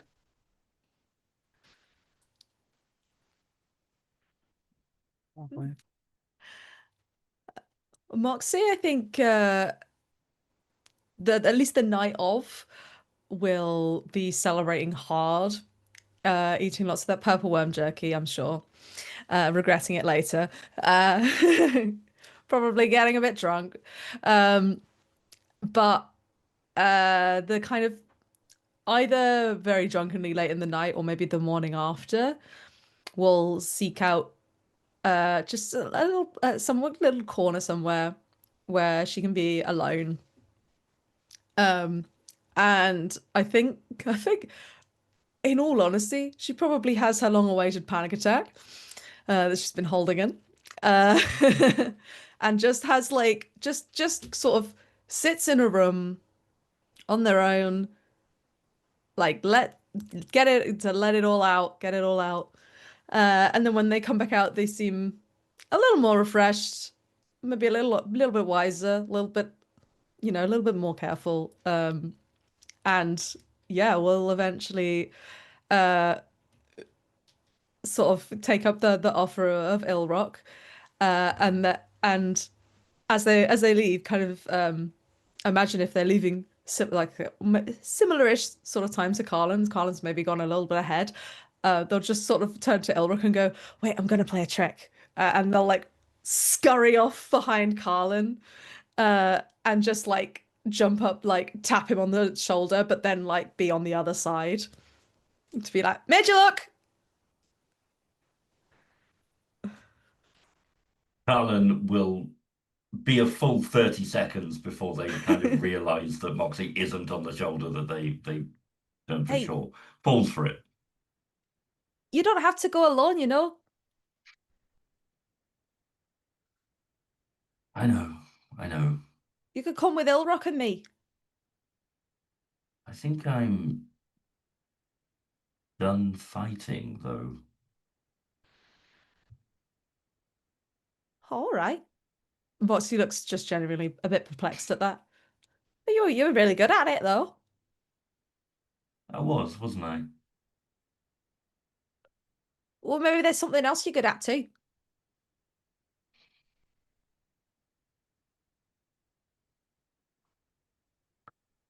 All right. But honestly, if you talk while I'm trying to go to sleep, I will change my mind about being done with fighting. All right. I'll I'll do my best. I've never done that in my life. No, everyone sleeps really soundly around me. Absolutely. Hand Okay. on heart. Well, and we'll look at you, and if you're upstairs, it's like, where are we going then? Well, we're gonna go see where Ilrock was hatched, and then we're gonna go see my siblings. And if you want to, we could go. You could go show us where you came from. That would be interesting. But and I like turn to both of them, and I'm like, you did like, I don't know what's going on here, but like, please can you sort it out? Because I don't understand money stuff. Oh, we're good. We're good. All sorted. They more, as I said to Ilrock, they more than repaid their debt in their actions over the course of the siege. And I think they said something about me being stupid and not knowing how contracts work, but it's fine. We're good. That's We're all right. good. I don't know how contracts work either. I'm not even Well, sure I really know what a contract is, but I think I do technically have a job that I should probably quit before we go, though. And that with might be a good idea. that. Amazing. With that. Oh man, Ilrock going off with like Dumb and Dumber, my lord. Beautiful. Arthur, what's next? What is next? Arthur is very torn about Amira taking on the crown. He's worried that his friend is maybe not gone, but changed in some enormous way, and they'd only just become friends. So he's feeling like a kind of grief, I guess, that things seem to have that they couldn't settle. There wasn't any time. Um, that said, his first course of action will be finding Hawkspanel's body. Um, Probably with Amira, I imagine. Um, and helping her. Well, she won't need help to bring him back. She's gone now. Um, being witness to her bringing Hawkspanel back from the dead. And then probably feeling like the third wheel because they're best buds and he's a new friend and he'll be kind of self-conscious about that. And also she's gone now. What's happening? We don't know. He will mysteriously decide that there is a lot of research to be done in the library here, and so he can't leave straight away because that would be a waste. He only just got his enhanced library card, so really he needs to stick around for some time to check on the history of the crown that we just melted into an orb, for example. That's probably important. Um, he will take his cues from Amira to see how close she wants them to be. And it'll still be tentative and kind of awkward once the adrenaline high of the siege wears off and the kind of forced proximity, forced intimacy stops. But for now, unless Amira indicates otherwise, he'll be sticking around. Just to annoy her from the sidelines, obviously. The occasional Amazing. "Hey, Scrumple" in a message. We love to still be psychically connected. Oh, I see. Amira. Well, I think that in the immediacy after the siege, that Amira focuses on being like a leader in service. So she's going around, she's revivifying who she can, she's healing who she can, she's, teaching people how to do mending. She's, like she's helping with the city and just kind of like trying to manage that. But she also, there's there's a lot to consider, and she of course goes with Arthur to find and resurrect Hawk. And there's, like a grief to comfort, but there's still, but the relationship with Hawk has changed because inherently it it changes once you know what it feels like to lose someone. So it's, there is some awkwardness in there too. But I think ultimately, um, that once the things like like the things start to achieve normalcy, she's wanting to build her friendship back up with Hawk. She's wanting to build a friendship with Arthur as well. But I think when she's considering what to do about the city and what to do about the crown, that she um, sets a meeting with Jupiter and the other leaders of the city. And she uh, goes up to Jupiter and points at the crown and says, I think that this is still yours. It I Even if we're just following the city bylaws, I didn't take it off your head. So in my eyes, you are still the rightful emperor, but I think that there is a lot to be learned from this crown. There's a lot that we don't understand about who Muradin is, who he was, what influence he has on our world, what our world was. And I think that this crown is yours, and I would like to take it off and give it to you. But I was wondering if from time to time that I might try it on for research purposes to better understand. Um, she laughs and says, I am happy to, if it's as long as it's up to me, you can try the crown on whenever you want. That's fine by me. I do think I've had some time to think, and I'm happy to wear the crown again for a time while we find the next person. But I missed being me, and I've spent 25 years serving this city, and I'm not gonna just stop caring or stop serving these people. But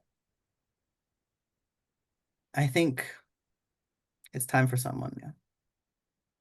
And that doesn't, I'm not saying that needs to be you. That's if you it doesn't want to be you, it shouldn't be you. But I'll hold on to it until we find the next proper ruler of our people. Of our Murden people. Murden told me that it should always be a choice. Yeah. And maybe the best thing for both of us would be to share. I want Okay. you to rule the city. I want to be research this crown. And maybe that means that, I mean, you don't have to be married to the Empress of the Drow anymore. She's dead. True. What other changes in the political structure of Irvine could we create without putting the pressure on all one person and understanding what this crown actually does? We're not bound by the treaty. We can choose something new.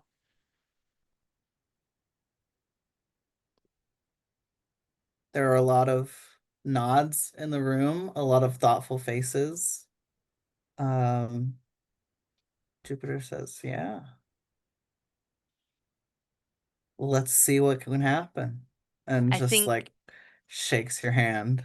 yeah, and it's like, I think once we understand what better this crown is trying to protect and why Muradin created this crown, and we can explain that to Irvan and the world, then maybe we'll have a better idea about what to do next.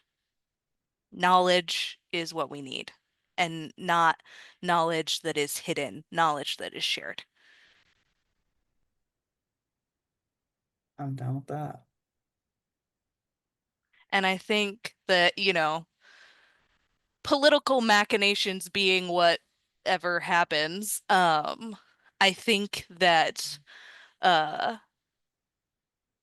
from wherever I know that Arthur's in the library, and I think that instead of walking down to talk to Arthur, she will send a message and say, want to understand what this crown really does? Or, excuse me, she will do sending Mm. and say, want to understand what this crown really does? A. Lazuli. A reply comes back. I'm home, I have soup. A. Scrumple.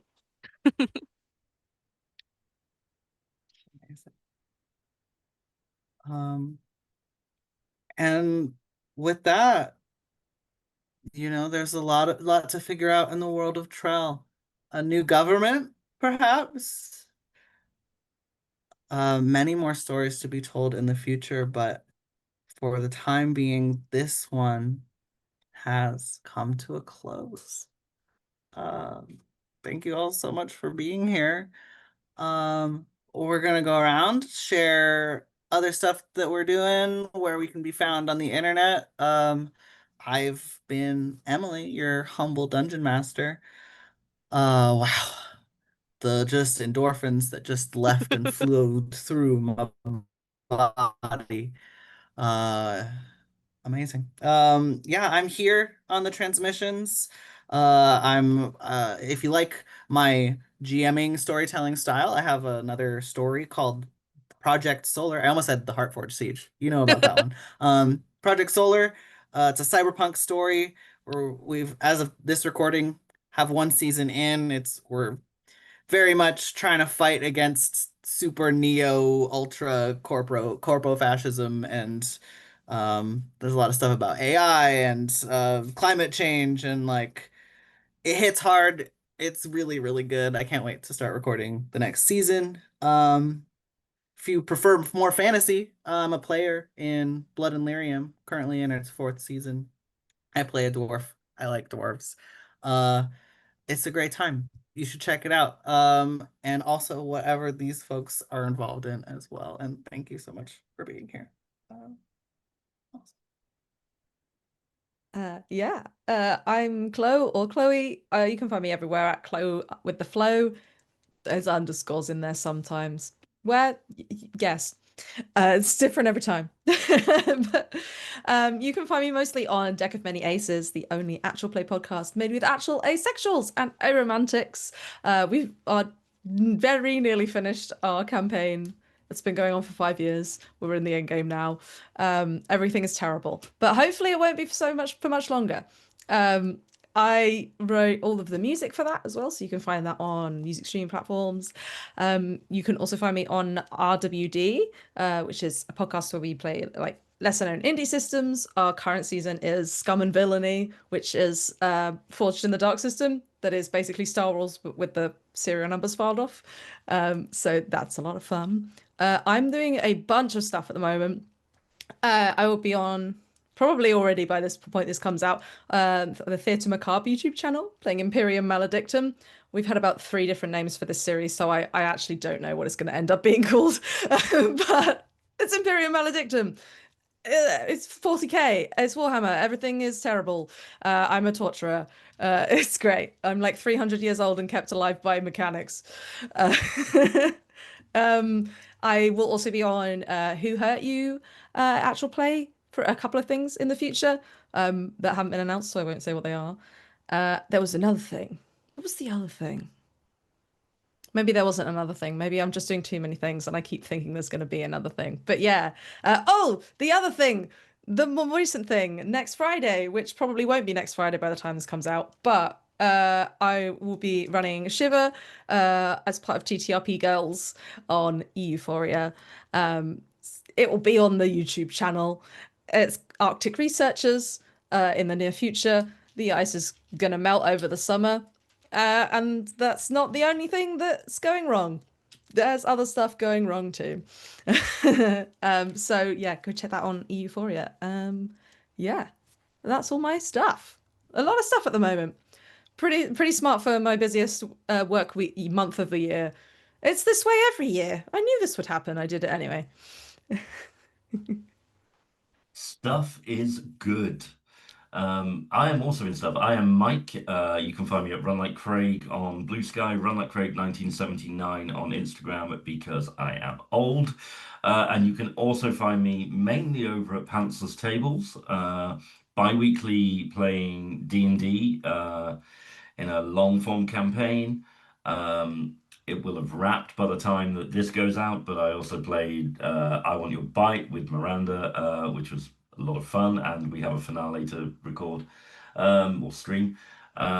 Potentially, I don't know. I'm just going to throw it out there and pressure the channel to basically accept my pitch of running a Walking Dead miniseries that I've pitched to them. So yeah, I'm just going to say that's happening. And now when Steve tunes into this, he's going to have to green light it. So cool. That's it.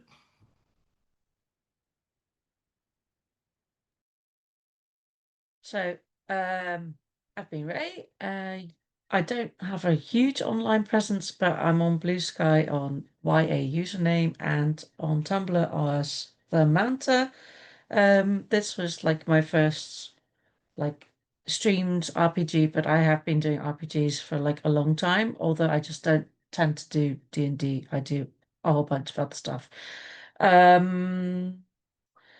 I have been applying for different other streams, but I haven't been accepted yet. So who knows? We'll see what happens. Maybe if people see me on this, they'll go, hang on a minute, I saw you and stuff, and they'll cast me, and that would be good. The end. I'm Leah, and I'm still unfindable on the internet. But I will say, this was also my first actual play, and I have had a great time and would like to apply for more things. So if you do want to find me, you could join the Transmissions Discord because I am in there, and if you're doing something and you post it in the casting call section, if I'm available, I'm gonna apply. So that's the best way to really get in touch with me because then you'll get my email address. So, that's it. I had a blast. This was so fun. Thanks, guys. See you next time. I am Miranda and I have been playing Arthur. You can find me on the internet on Blue Sky at mdebenham1 and on Instagram at Miranda Debenham because I'm also old, the same as Mike.